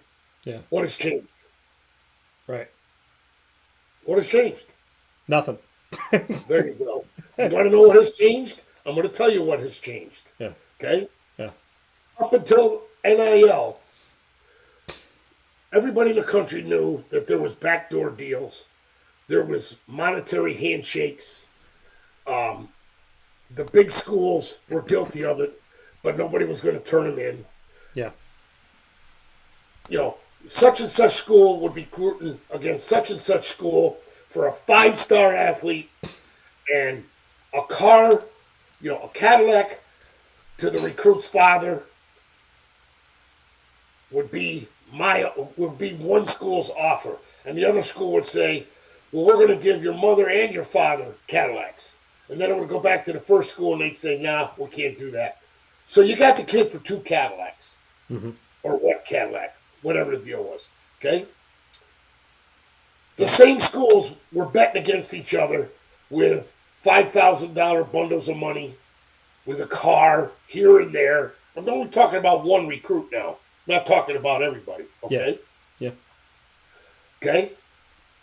The rest of the schools, the 21 down to 135 schools, we were all in the pond for the 3-star athletes that those schools never wanted. Yeah. They don't want them. So we were now, Syracuse was going against Georgia Tech, was going against Indiana, was going against Illinois, was going against UNLV, was going against Cal Berkeley. You were all in the same pool of kids, the 3-star kids, and you got them by guaranteeing them an education, guaranteeing them the right degree, guaranteeing the parents that you were going to take care of them. It didn't cost you any money. Yeah. Okay? All it cost you was selling your school. Now, fast forward to today. Those same 3-star athletes, which are the same talent level kids, okay, you're competing against Pittsburgh, Georgia Tech, Indiana, Illinois, monetarily.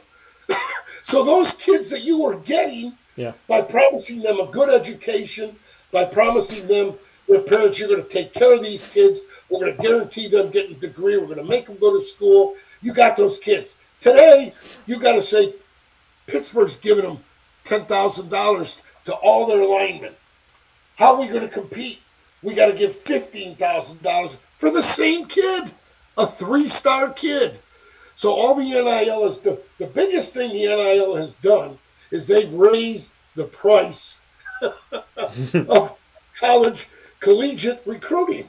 Okay? They've raised the price. That's all they've done. You're recruiting the same kids. Now, I'm only talking about football. Yeah. I'm not talking about other sports. I'm only talking about football. Because that 5-star quarterback, okay, today, 5 years ago, that 5-star quarterback was going to list Alabama, Georgia, Notre Dame, Michigan, and Ohio State.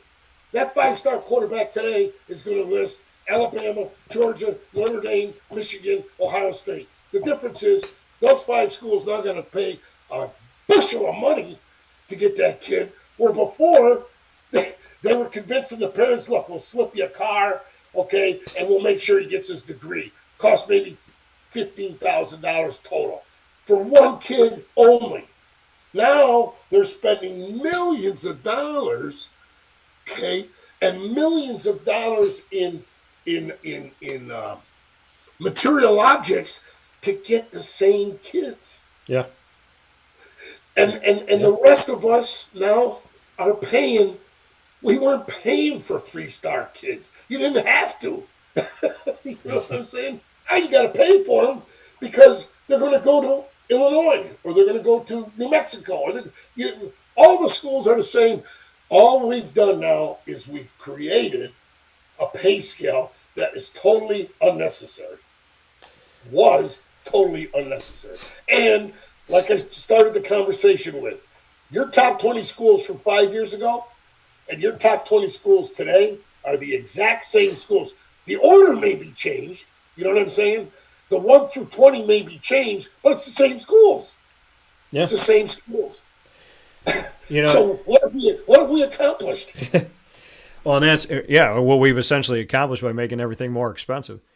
Yeah. And for, Bob, to go off of this here as well, the House settlement and the contingency of the House settlement is if all this stuff is approved, the 4 autonomous conferences, and if they want to include the PAC, but they do include the SEC, the ACC, the Big 12, and the Big 10, they have to opt in. They have no choice. So in order for this House settlement to come to be, those 4 conferences have to say yes to it, which means that they have to find somewhere around the lines of $22 million a year to have set aside for their student athletes.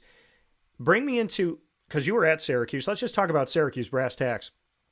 Where is Syracuse going to find $22 million in revenue and free it up that they're not using somewhere else or that they don't want to save or they don't want to put somewhere? Where is a Syracuse going to find an extra, not $2 million, not $200,000, but an extra $22 million yearly to hand to student athletes? Well, I'm not going to narrow it down to Syracuse because I've told you this before confidentially. Every time we talk about Syracuse, somehow it gets twisted around and I'm the bad guy, okay? And nothing could be further from the truth. Right. I'm going to talk about, Dan, the group of schools below the top 20 that I always refer to you as, okay? Yeah. How are those schools, Indiana, Illinois,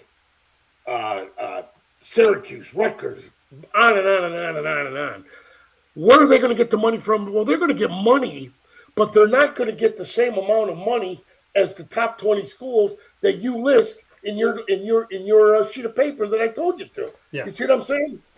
Okay, there's no way, because you know what happens then?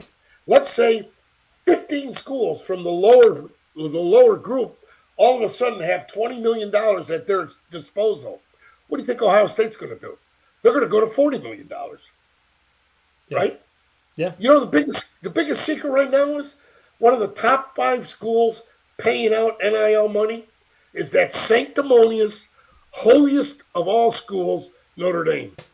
And I don't want to say anything with a new pope now against the Catholic Church, but Notre Dame is one of the top 3 or 4 biggest payout colleges there is right now. Yeah. So my point is, Dan, Syracuse, Rutgers, Maryland, Georgia Tech, yada, yada, yada, yada, you cannot win the financial battle. You cannot win it. You look at Syracuse's, and I don't know, the best defensive lineman they had was a freshman. Okay? Where did he wind up? Texas. Are you shitting me? Excuse my French. Are you kidding me? If Texas wants that kid, there isn't a damn thing Syracuse can do to keep that kid. And if I'm that kid, and I'm that kid's parents, I'm saying, hey, look, Syracuse, thank you very much for promoting me. Thank you very much for allowing me to play. But I'm going to go for $20 million or whatever it is over 4 years to the University of Texas because it's a drop in the bucket for them. Okay? Yeah. And the receiver, Pena, is going to Penn State. Penn State is they're spending money now like it's on fire in their pocket because one game away every year from a national championship, and they're giving James Franklin every opportunity to win that one more game. You see what I'm saying? So Pena, people say, why would he go to Penn State? Are you kidding me? They're handing money out.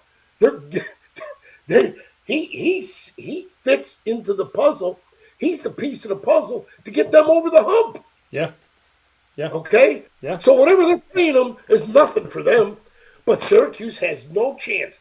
If Pena was playing at Boston College, they'd have no chance. If he was playing at Rutgers, they'd have no chance. If he was playing at Maryland, they'd have no chance. Because the rich Coach Mack, God rest his soul, He used to say this in the meetings all the time. The rich get richer and the poor have babies. And it's kind of a not a good politically correct statement, but its application is true. You know what I'm saying? The rich get richer. That's all you got to say. So you can beat this dead horse, until the horse is never going to die because you just keep beating it. It keeps changing. So here's the thing, Bob. How does a team not in the top 20 in college football who don't have the money, who don't have the resources, who don't have the boosters to this degree, who don't have the advantage in the polls, if you're not in the top 20 in college football, how do you win the battle? Get the hell out. I think the best thing to do is let ESPN and Fox Sports and ABC Sports and CBS, let them run the thing, okay? Here's the thing. They only want the SEC and the Big Ten, okay? Right. So put 20 schools in the Big Ten that you think are the best. Put 20 schools in the SEC that you think are the best. That's 40 schools, okay, which is way too many because of those 40 schools, only 4 or 5 can win the national championship because of the reasons I just said. The rich get richer, and if you keep raising the bar, they keep raising the funds. Okay, so you can't. Who is going to come out from the lower 100 teams? Okay, who can possibly? Indiana went into the playoff this year. Yeah. Okay, all they did was they got crucified. They didn't play a tough enough schedule. They don't belong here. 3-loss Alabama should have been there, and then Indiana goes and gets their ass handed to them. Yeah. Okay, and really, Indiana should have been. If you have another conference, or if you have a lower, look, those top 2 conferences of, let's say, 40 schools, for lack of better numbers. Okay, you guys are the elite. You are the 1A. Everybody else is 1. And let them play amongst each other, and let those top 40, and you'll have the same 5 teams winning it anyway, Dan. Yeah. That's not going to change. Oregon is spending money. They're spending money like it's coming out of a spigot. Okay? They can't compete with Ohio State, Texas, Notre Dame. When Nick Saban never went back to Alabama, they'd be the top team. But Georgia, there's 5 teams. You can't crack it. You cannot crack that. You have to get lucky. Yeah. No, and it's frustrating. It's frustrating because I coached in the NFL, and you know the old saying, every Sunday everybody has a chance? That applies to the NFL. And there's a million situations out there where that's happened, where a 3-8 team is playing an 8-3 team, and the 3-8 team upsets them. Yeah. Because those guys are playing. They're professionals. But, it's more coaching in the NFL than it is in college football. In college football, the only coaching that's done on game day is when the competition is equal. Because in college football, there are the haves and there are the have-nots. And your have-not doesn't mean you're a bad football team. It means you're a different level of football. Okay? And we always used to say in the old days with Coach Mack and a little bit with Coach P, we'd say, give us 30 days for a bowl game preparation, okay? And we're going to be okay. You know what? When I was at Syracuse, you know what our record was in bowl games? 7-1-1. And because we had 30 days to prepare. Now, if we had to play an SEC schedule during the season, we probably wouldn't win 7 games.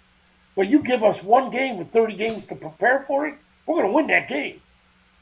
Yeah. That don't happen anymore. The TV don't want that. They don't want that. No, and you bring up a great point, because you and I have talked about this before. My predicted analysis of where this was heading anyways, and that the SEC and Big Ten would eventually break off, and they've done everything to do that. And the college football playoff, which runs college football, the NCAA doesn't. The college football playoff has essentially done everything in their power to keep the SEC and the Big Ten happy, probably fully knowing, in my opinion, that if they don't make them happy, they will form their own. So we are where we are right now. And like you said, and I thought it was an interesting point because as much as I've talked about this on and off the air, the angle that you gave was unique in the sense of you saying there's this certain there's the backdoor deals that have always been done, and I've talked about that stuff. But then you said the 3 stars that nobody wants, the 3 stars, 2 stars, 1 stars, no stars, now they're all getting paid. So now you're fighting to get those people, and now everybody's costing money. Bob, how do you, I mean, like, I just did an analysis of the transfer portal for Syracuse. You know, it's my hometown. I've covered them forever. And I did an analysis of who's coming in and who's leaving and who took their name out of the portal. The amount of names looks like if an NFL roster was changing every year. It's like every year you're getting a new quarterback, you're getting a new offensive line, a new D-line, a new secondary. If you were coaching in college football right now at any school, I mean, because it's happening to Ohio State, right? People are leaving Ohio State, they're leaving Clemson, they're leaving Alabama. It's not like they're leaving Syracuse and leaving the Indianas and the Georgia Techs of the world. They're leaving everywhere. How do you coach? And you did a lot of work in special teams. Do you want to be a coach at a school for 7 years and every single year you have in your special teams unit, you have a new 20 guys, a new 18 guys, a new 15 guys not because they're graduating, but because they got more money somewhere else, they got a deal somewhere else, they got a car somewhere else. I mean, how does a coach coach? How does a coordinator coordinate knowing that you might have the same plan, but you have to teach an entire new group every single season? And if you simply look at the transfer portal, it looks like there's teams that are like trading away half of their starters every year. I'm going to give you a very simple answer to that. I work for Al Davis, okay? And his answer to that question would be looking the coach in the eye and saying, what the hell am I paying you for? What is that coach's job? What's his job? To win and retain players. Not necessarily retain players, to win with the players you got. Right. You got to understand, Dan. You got to understand. Right now, college football is basically becoming pro football. Okay? You got to win with the players you got. The retaining players, is it a factor? Yes, but it's a down the road factor. Okay? Yeah. You have to win with Al Davis looks me right in the eye and he says, what the hell did I hire you for? You know what? He walks out of the office and I sit down and I go, you know what? He's right. My job is to be successful at my chosen line of work, which in my case was special teams. Yeah. Okay? Yeah. All right? Now, if you don't do the job with the resources you got, they're going to replace you. You see what I'm saying? You walk into the office. This is me. This is what I learned. You walk into the owner's office or you walk into the general manager's office and you say, get me better players. And he looks at you and he says, how about if I get a better coach? You see what I'm saying, Dan? I do, yeah. The real world is, okay, this is what you got. Okay, you may not have chicken soup, you may have chicken crap, but you got to make that chicken crap the best chicken crap there is. And you got to be able to compete. And like my old high school used to say, team is as strong as its weakest link.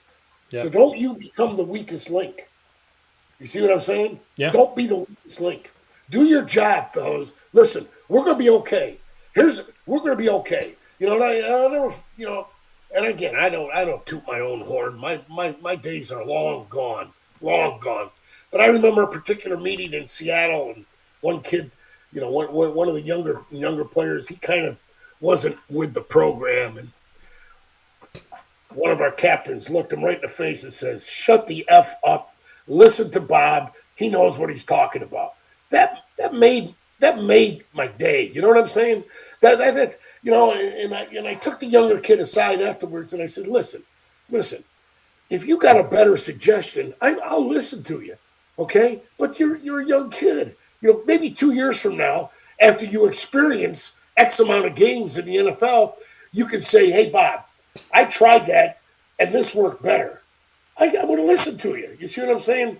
Yeah. But the job of the coach, look, this is what you got, boys and girls. Okay? Make it work. If I'm the owner, I'm saying, what am I paying you for? What am I paying you for? Come on. I don't know if I make myself clear. I look at it in a different way, Dan. I just look at it as if you got to give it. Now, if you give it your absolute best and it ain't working, and they get rid of you, at least you can sleep at night saying, I gave it my best, Yeah. And it's just, what a coach is asked to do now, there's so much more that goes on to it. But like you said, you control the things that you can control. And it's not a coach's fault if a school doesn't want to pay a wide receiver $4 million and they only want to give him $2 million, and then the guy decides to leave. That's not the coach's fault. And you have to do. You listen to what Coach Brown said. He said exactly what you just said, but he didn't use those figures. But, if Penn State is offering that kid X amount of millions of dollars, okay, Syracuse either doesn't have that to compete with, or they don't want to compete with that. And his statement was, except for one kid, I guess the kid plays for Ohio State, there isn't a receiver in the country worth $2 million. Dan, and maybe I'm trying to simplify something, which I always tried to do. If you ain't the number one, maybe the number 2 receiver, all the rest are the same, bro. They're all the same. You know what I'm saying? If you ain't in the top 20 in the United States college football polls, okay, all the rest, Dan, are the same. Northwestern, Syracuse, Boston College, India, they're all the same. Okay? All right? And it's the same thing to me. Wide receiver, if you ain't the number 1 or maybe the number 2 wide receiver, they're all the same. Bill Belichick did that for 100 years. At New England, he did it for his whole career. He'd bring in a Randy Moss, and he'd get in a meeting and go, Randy Moss is our star receiver. All the rest of you are complimentary. End the discussion. Anybody got a problem with that? And nobody said, and they went out and won what? 6 Super Bowls. I think they won 1 or 2 with Randy Moss. But the point was, you have to know your role, and you have to. George O'Leary used to say it the best. He'd call you in. If a player went to George O'Leary and argued about playing time, he'd bring the coach in, and he'd say to the kid, okay, did Coach Casullo explain to you why you're not playing more? And the kid would hem and haw and this and that and hem and haw. And then he'd say, well, yeah, he kind of said I need to work on this. Okay, then get out of my office. Do what he tells you to say. On the other hand, if he called you in, okay, and the kid said, he never told me that. Yeah. And then Coach O'Leary would look at you and say, is that true? And you'd say, George, I probably could have done a better job of that. And then I'm going to get my ass ripped. You see what I'm saying? Yeah. Your job is to coach the players, tell them they have to know why they're playing, and they have to know why they're not playing. Okay? And elevate it one more thing, and then I'll shut up. You're paying your wide receiver core, pick the college, Ohio State, Notre Dame, okay? You got 4 wide receivers, okay? One guy's making $5 million, one guy's making $4 million, one guy's making $3 million, one guy's making $2 million. You get about halfway through the season, and the guy making $2 million has 50 catches, and the guy making $5 million has 20 catches. What do you think the $2 million guy's going to do? Yeah. Going to start pitching. Yeah. Going to start pitching. Yeah. Because, hey, let me tell you something. There is no secrets. There's no secret. Hey, how much you getting? I'm getting $5 million. How much you getting? I'm getting $2 million. Well, wait a minute. I got 50 catches. You got 20. How come you're making $5 million? No, you got the same problem for a different reason. Yeah. See what I'm saying? Yeah. And it's a never-ending. You know what it is? It's for you guys. And by you guys, I mean media guys. It's for you guys. That's why they have 365 days a year NFL Live. They have 365 days of the year Paul Feinbaum, SEC football. They have 365 days of the year Big Ten football. And people sit there and watch it. They watch it. I don't. I can honestly tell you that. I don't, but, Yeah. Anyway. Well, I would like to think, Bob, that you think I'm a little bit different than the rest of the people out there. But I will say that obviously our conversations are always great because neither one of us pulls punches, and we look at what's actually happening. And you care about the kids, I care about the kids, and I care about what they're going to be after. The fathers they're going to be, the husbands they're going to be, the people they're going to be beyond football, beyond whatever sport they're playing, the women that are playing sports, who are they going to become, the mothers that they're going to be, the wives, and what are they going to do when they're finished up playing their sport. So I always appreciate these. I appreciate our friendship and our bond. And more than anything, I appreciate the fact that when I text you, you answer. When I call, you pick up. And more than anything else, beyond all the conversations that we have around the clock here throughout the year, it means a lot to me that you and I have built a friendship, and I genuinely respect you. So I hope that you know that. Thank you, Dan. I enjoyed coming on the show every time. Yeah, so we got a lot to talk about, a lot to say, but what we do know is no matter what's going on in collegiate athletics, Bob and I will always have the opportunity, by the grace of God, to go to Italy, eat octopus, and be left alone. So thank you for your time. Give my best to Pat, and I'll talk with you soon. All right, Dan. Thanks. Thanks. Take care. That comment from Bob Casullo one more time here on Wake Up Call with Dan Tortora, where sports meets life. We're going to take a step aside inside the Great Lakes Honda City Studios, and we will be back in just a few minutes after you hear from our fantastic partners to wrap up today's show. Stay with us.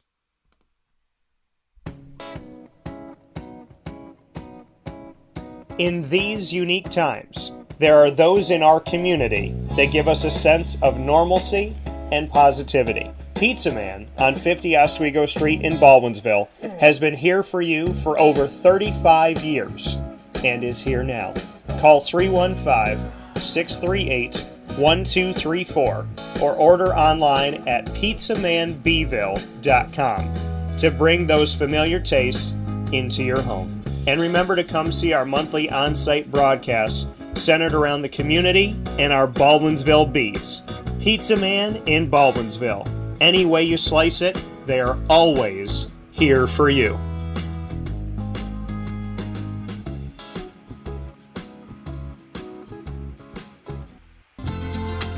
Looking for your next ride? Look no further than Great Lakes Honda City, located on 7140 Henry Clay Boulevard in Liverpool, New York. Serving our community for decades, their new and pre-owned vast array of vehicles are available to you Monday through Saturday on site. To search from home, shop at GreatLakesHondaCity.com. Call 315-365-5576 to set up an appointment. That's 315-365-5576 for Great Lakes Honda City, 7140 Henry Clay Boulevard in Liverpool, New York. Great cars, great people, Great Lakes. All right, you need to come out here and get yourself the Brooklyn Pickle. I was talking about this with one of my buddies. I was like, yo, there's no better sandwich in the state of New York than the Brooklyn Pickle. And now that I found out that they're going down to North Carolina, we are taking over your taste buds everywhere you are, wherever you're going to be. You need to get yourself out to the Brooklyn Pickle. Pinehurst, you just realized that you found yourself the best sandwich shop that you're ever going to have. This is a glorious moment. It's a blessing to your community. You're welcome. Brooklyn in the house, baby. Go over to the Brooklyn Pickle. You already know what it is. You heard the man. Head to Brooklyn Pickle Pinehurst on 1788 Old Morgantown Road in Southern Pines, North Carolina.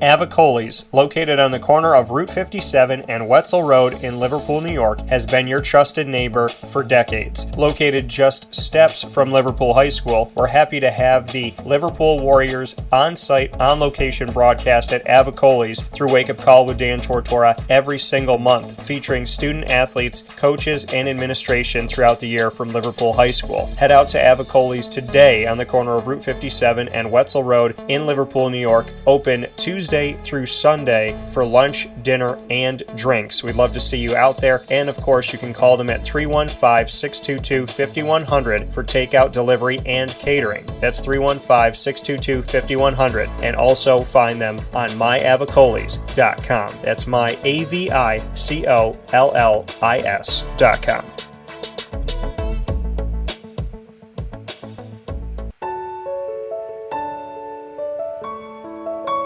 Having peace of mind when you're out of town that your furry-loving friend is safe and sound means taking them to K-9 Campground, because we all know that when it comes to the love of our pets, it goes well beyond the call of duty to make sure they're safe and sound. Right, Lily? So take a ride to 242 Johnson Street in East Syracuse, New York, and see K-9 Campground and where your dog will be staying, in the classic cabin, the executive cabin, the grand cabin, or of course the luxury cabin, because if you know Lily, you know she loves luxury. Now you don't have to wait to the last minute to find a family member or a friend that'll take your dog for a few days.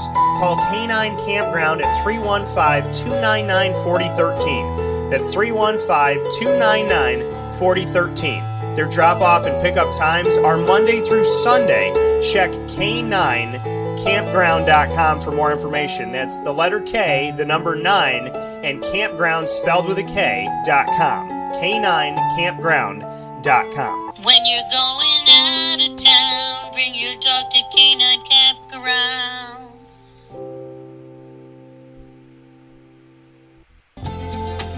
Looking for your next ride?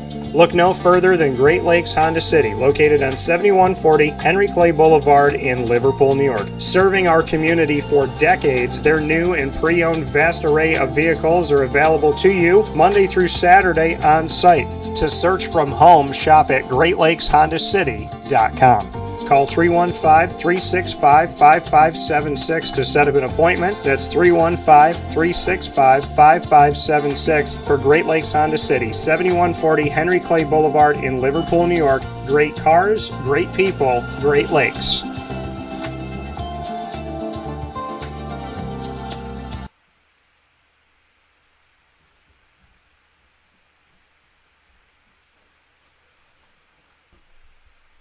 Carvel DeWitt, it's what happy tastes like. Do you know why? Because we make ice cream. Creamy, rich, flavorful ice cream. Not yogurt or iced milk like some of our competitors. Ice cream.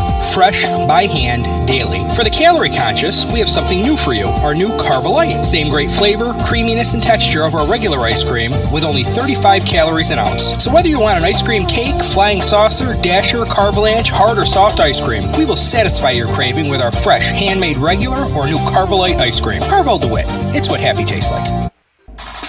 The Wildcat Sports Pub in Camillus, New York is located on 3680 Milton Avenue in the Home Depot Plaza. It is your family-friendly sports bar and restaurant.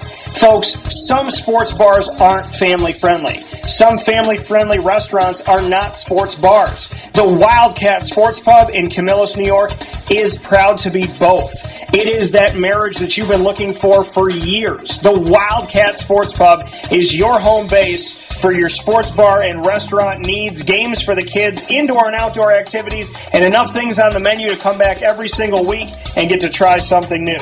They're open Sundays from noon to 8 p.m., Monday through Wednesday, 11 a.m. to 11 p.m., and Thursday through Saturday from 11 a.m. to midnight. For reservations and party information, call 315-487-2222 for the Wildcat family-friendly sports pub and restaurant.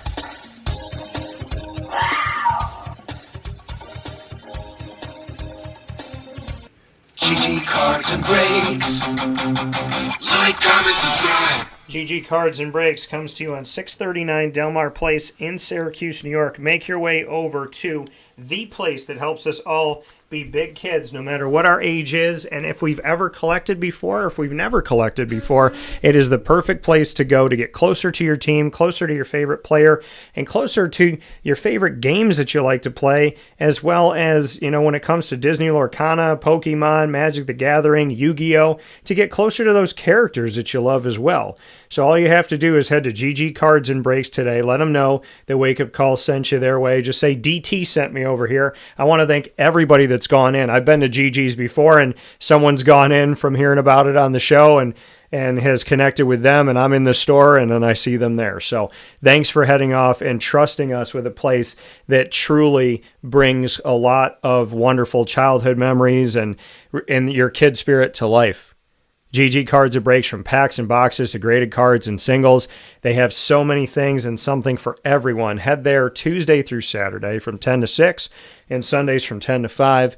And of course, you can also go to their trade nights monthly, and this one is Thursday, May 15th from 6:30 to 9:30 at the store. So we look forward to seeing you there on 639 Delmar Place in Syracuse, New York. With that being said, here on Wake Up Call with Dan Tortora inside of the Great Lakes Honda City Studios, I want to thank you for tuning in on YouTube.com and Facebook.com, both /Wake Up Call DT, and by going to over 1,800 episodes that are found on wakeupcalldt.podbean.com, and I'll be adding more this week, so make sure you find your way over to wakeupcalldt.podbean.com. And of course, you can find our show, you can download us, follow us, and subscribe to us on Amazon Music, Audible, iHeartRadio, iTunes, and Apple Podcasts, Player FM, Podbean, Podchaser.com, Podvine, Spotify, TuneIn, and YouTube. All you have to do is search Wake Up Call with Dan Tortora, or one word, Wake Up Call DT. And we look forward to seeing you there. Of course, many thanks. Speaking of seeing you there, head off to the Brooklyn Pickle in Southern Pines, North Carolina, right down the road from Pinehurst Golf Course. You will find Brooklyn Pickle, that amazing taste, and all of those wonderful sandwiches and soups and salads that we've enjoyed up here in Central New York are now down in North Carolina. And on 1788 Old Morganton Road in Southern Pines, North Carolina, you can get a taste of what it's like to have the Brooklyn Pickle today. Make sure you let them know that DT sent you. And of course, much love to our team of partners in Central and Upstate New York, Great Lakes Honda City, our exclusive studio partner, as well as Carvel DeWitt, the Wildcat Sports Pub, GG Cards and Breaks, Servomation, Avicoli's, Ma and Pa's, K-9 Kamp Dog Daycare, Mother's Cupboard, Chick-fil-A Cicero, Pizza Man, Brian's Landing, and we are the exclusive multimedia marketing partner of your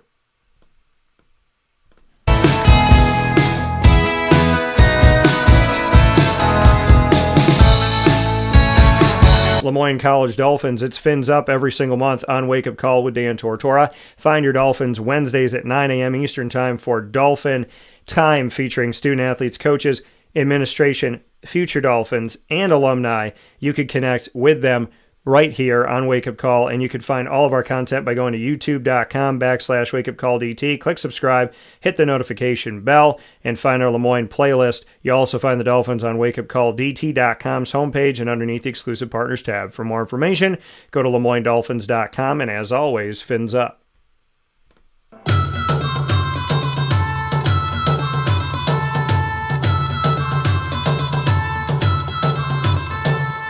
The Bryan and Stratton College Bobcats of Syracuse are exclusive multimedia marketing partners with Wake Up Call with Dan Tortora. Find your Bobcats student athletes, coaches, administration, and alumni by going to youtube.com/wakeupcalldt. Click subscribe, hit the notification bell, and find our BSC Syracuse playlist. The Bobcats are also on wakeupcalldt.com's homepage and underneath the exclusive partners tab. For more information, go to syracuse.bscbobcats.com and go Bobcats.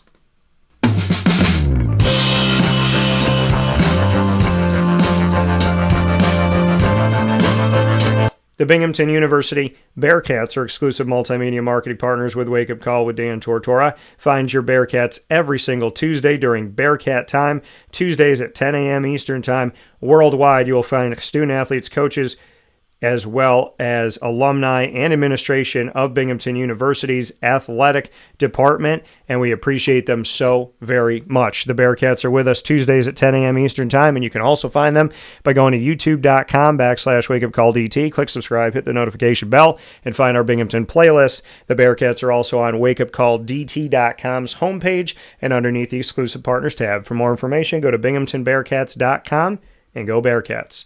With that being said here on the show, this wraps up Italy Week on Wake Up Call with Dan Tortora. I can't thank you enough for tuning in to this, as we had card-carrying Italians all throughout the week connected to the sports world and people that I've built relationships with over time, like Mr. Bob Casullo. So thank you to all my Italians. Thank you to everybody that's visited Italy for making this Italy Week truly something unique that I've never done on Wake Up Call, and coming off of spending almost 2 weeks in Italy with my dad. For the annoying moment of the week from Carvel DeWitt, lead, learn, evolve, ad-lib, and deliver from Chick-fil-A Cicero, choose wisely, and the top dog of the week from K-9 Kamp Dog Daycare, and of course for Bob Casullo, the longtime collegiate and NFL assistant coach.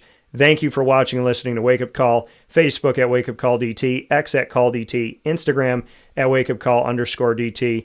God bless. No stress.